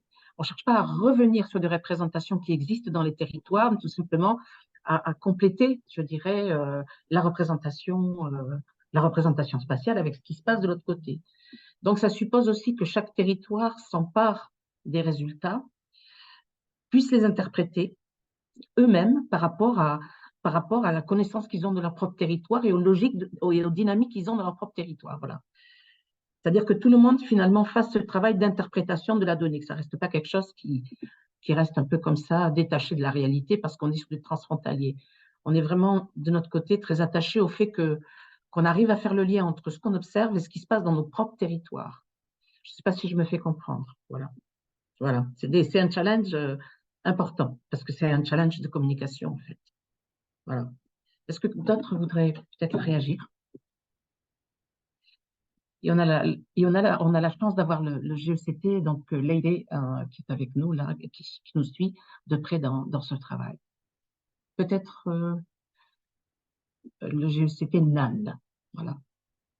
Est-ce que des personnes voudraient réagir ou faire part de leur expérience d'observation transfrontalière? C'est donc quelque chose qui est à peu près réglé sur tous les territoires.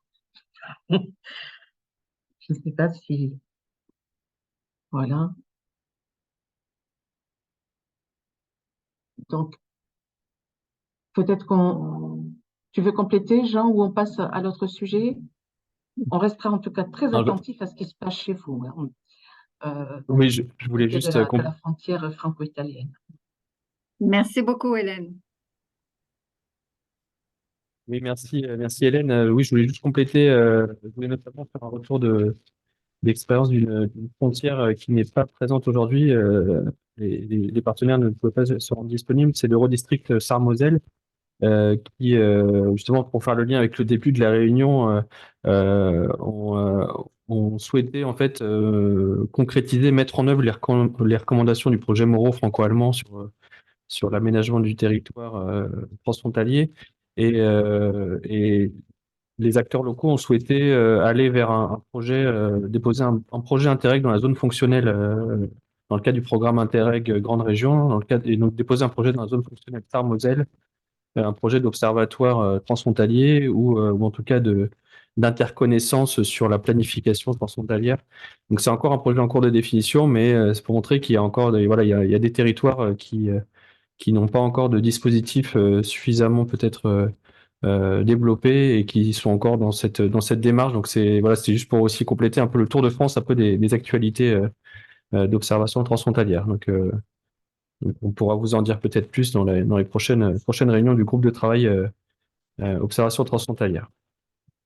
Donc je ne sais pas s'il y a pas d'autres interventions, on va s'acheminer vers la fin de notre réunion.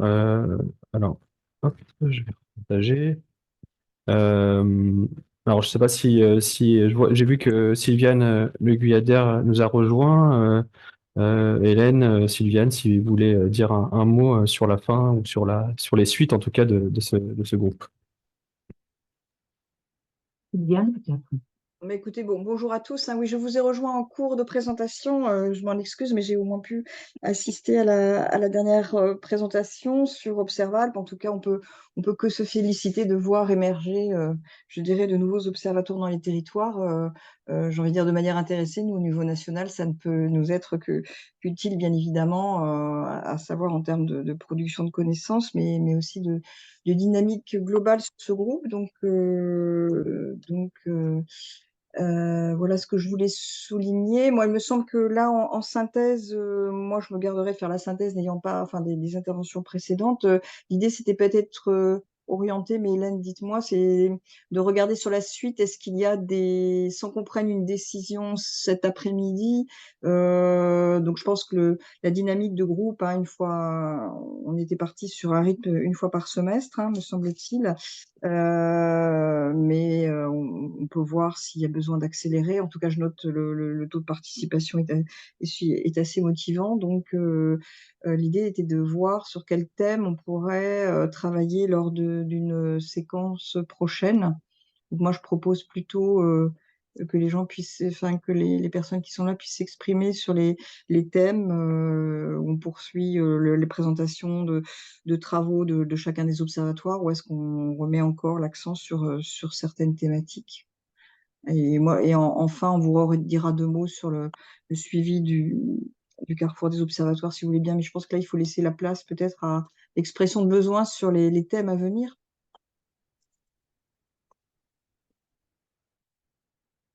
Luca Lerche a levé la main, du Grand Genève. Oui, rebonjour, merci.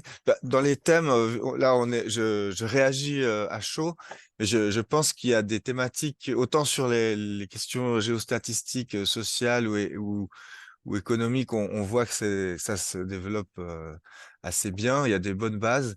Le Grand Genève, en tout cas, pourrait présenter d'ici 6 mois un travail qui se fait dans le cadre d'une vision territoriale transfrontalière qui est en cours de constitution encore maintenant et qui porte plutôt sur la prospective, notamment.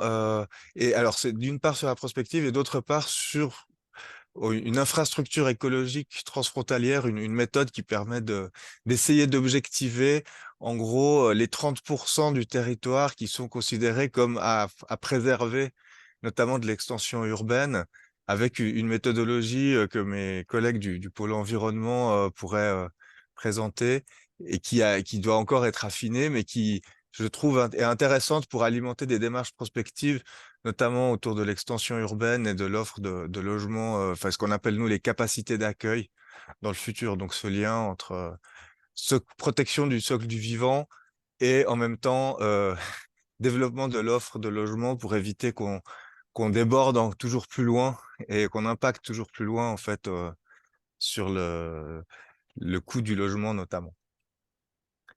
Donc ça pourrait être un élément qu'on pourrait partager si ça répond à des préoccupations au-delà du Grand Genève, évidemment.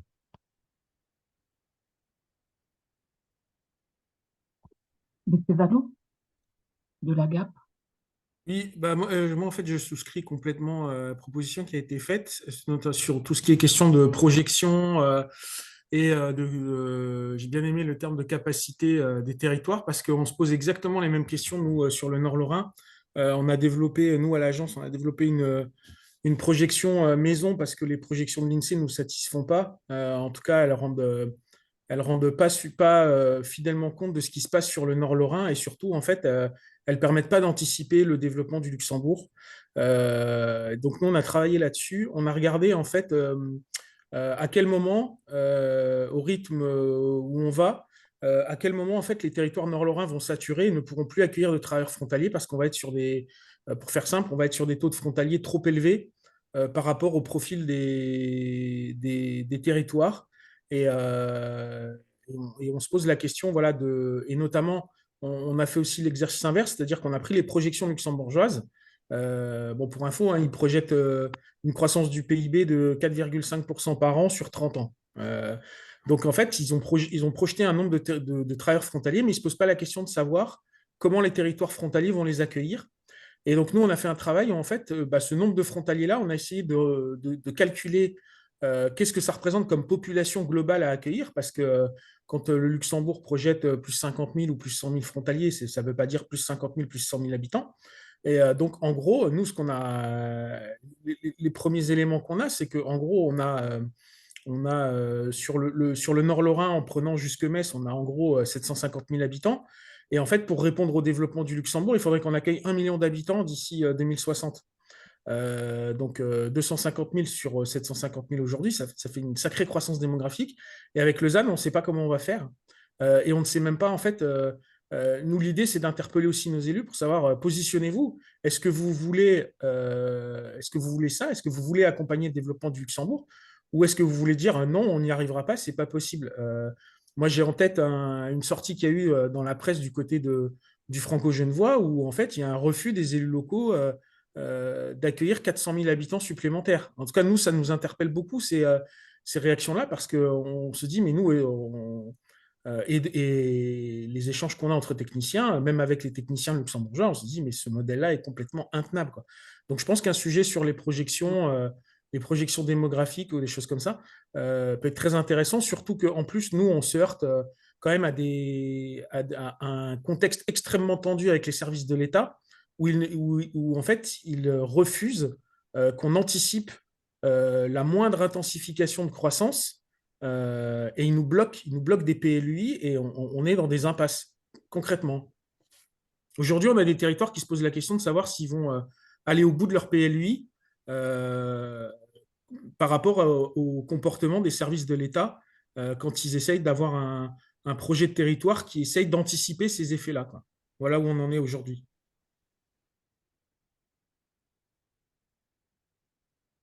En tout cas, très volontiers pour présenter ce qu'on aura à ce moment-là un peu terminé en matière de de répartition spatiale fine des projections démographiques en fonction de cette offre de logement qui est déjà dans les planifications existantes et puis après en termes de projet de territoire, au-delà des périodes de validité des planifications, parce qu'il y a aussi ça, c'est que on a beaucoup de planifications directrices qui sont en fait valables jusqu'en 2035, mais ce qui se passe après, ça reste du domaine un peu surtout de la décision politique, mais aussi de la cohérence de projet à une échelle qui n'est pas évidente à gérer sur 2 pays, 2 cantons dans le cas de Genevois. Donc, très volontiers pour présenter ces éléments. En complément, peut-être, on pourra peut-être échanger.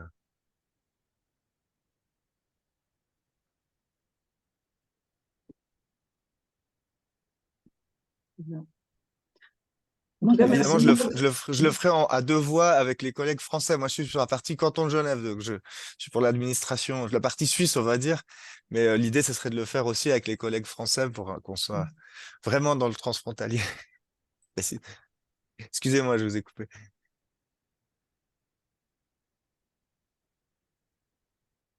Hélène, vous vouliez intervenir, je pense, non? Oui, Ou Jean? moi j'ai relevé en tout début de réunion qui nous a été fait part d'un projet de définition des bassins de vie à partir des données subjectives.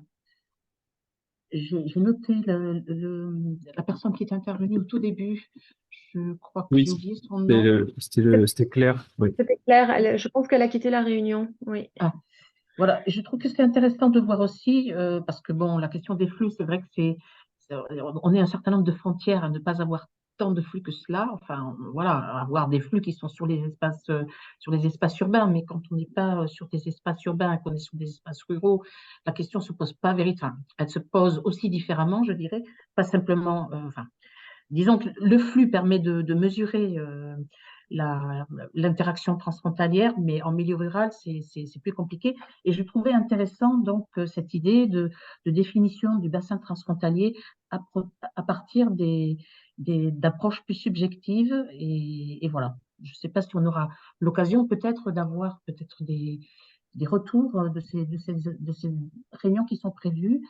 J'ai noté que ça s'appelait Artarca ou Atarca. Actarea, oui, ce sont Actaria. les Merci. les deux ateliers qui sont prévus donc Ouais. fin février et mi-avril. Donc, on pourra certainement faire un compte-rendu à partir de la fin du printemps, oui. Et ce sont des outils qui peuvent être mis à disposition pour d'autres types d'utilisation, hein. Là, c'est donc dans le transfrontalier, mais ça peut être transposé à d'autres frontières, bien évidemment. Ouais. Et puis, il a été aussi question quelquefois de la question du côté de Nice. On nous a évoqué la question de la résilience, du changement climatique, de la résilience. Et du côté de Genève, on nous a aussi évoqué la question des corridors écologiques transfrontaliers. Donc là, on est sur des notions qui sont plus environnementales et qui, à mon avis, sont amenées à prendre de la place dans les territoires transfrontaliers. Parce qu'il faut aussi gérer les espaces naturels et donc sous la perspective du changement climatique. Voilà. Et je crois que c'est un sujet auquel on pourrait peut-être s'intéresser, peut-être, je ne sais pas de quelle façon. Voilà. Il y a des choses qui sont en train de se mettre en place sur la chaîne franco-espagnole, mais elles commencent à peine, hein, puisqu'il y a un live qui a été adopté, donc une grosse opération qui va durer 8 ans. Donc là, on commence à peine des travaux qui vont avoir cours sur l'ensemble de la chaîne. Il y a une 50aine de partenaires qui sont associés. Donc, c'est un très gros dispositif, mais les résultats ne vont pas être connus avant plusieurs mois, les premiers résultats en tout cas. Mais voilà, je trouve que c'est intéressant aussi de regarder peut-être comment on aborde la question des ressources naturelles.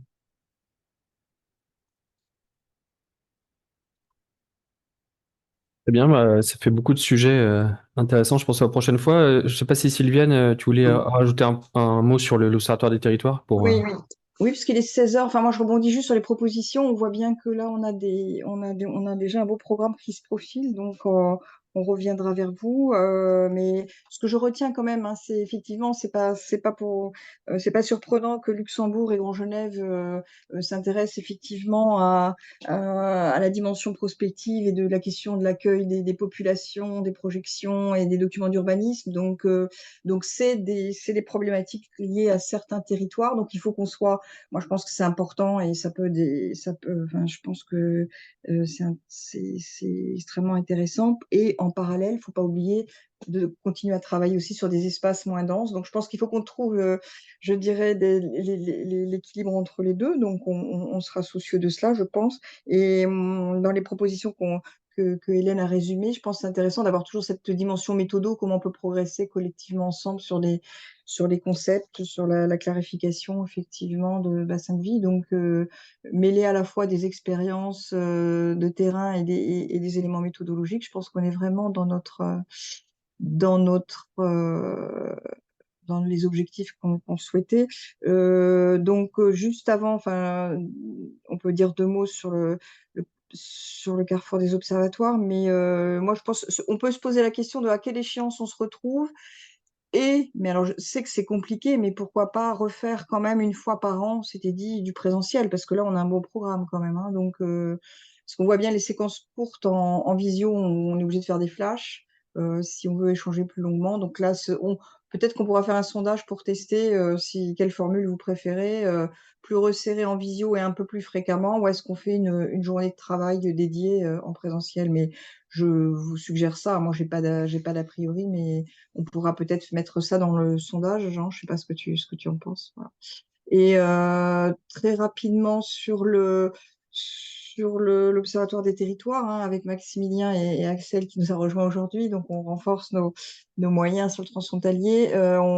On vous avait promis effectivement on va vous solliciter sur l'inventaire, hein, des acteurs des observatoires pour réactualiser à la fois les structures. On a des petites fiches de présentation, donc hein, on vous ressollicitera peut-être pour que vous actualisiez à la fois les fiches de présentation des structures, en rajouter pour celles qui émergent, donc qui vont émerger, puisque le recensement il avait eu lieu en 2019-2020, donc voilà, 3 ou 4 ans après, je pense que actualiser nos tablettes c'est pas mal. Et puis je rappelle que au-delà de la cartographie des acteurs, on a vraiment un espace qu'on a renforcé sur le site pour valoriser aussi des études, hein. Donc, on peut très bien faire un petit résumé d'études avec un lien. Et donc, je rappelle qu'on s'inscrit bien dans une logique d'être un levier supplémentaire de communication de vos travaux. Donc, mais on reviendra vers vous, hein, avec Maximilien et Axel. On refera un peu le tableau de tout ce qu'on avait identifié et puis on vous laissera compléter, actualiser et on mettra tout ça en ligne pour la prochaine échéance. Je m'engage un peu, mais je pense que Maximilien et Axel ne contrediront pas. Donc voilà, moi je sais pas. Donc voilà. Bah, Jean, tu as le mot de la fin alors. Écoutez, merci à vous pour votre participation. Merci à tous. Et donc, on va, comme disait Sylviane, on va revenir vers vous avec des prochaines échéances. Et voilà, la réunion d'aujourd'hui a été enregistrée. J'avais omis de vous le dire au début de la réunion. Et il y aura le lien sur notre chaîne YouTube sur la chaîne de la Motte pour revoir les échanges d'aujourd'hui et également ceux du groupe précédent. Donc voilà, vous serez destinataire de ces informations dans les jours qui viennent. Merci à tous Merci. et à bientôt. Merci. Bonne journée. Au revoir. Merci. Au revoir. Merci. Merci beaucoup. Au revoir. Merci, au revoir. Au revoir, merci. Au revoir, merci. Allô? Oui, non, excuse-moi, je finissais la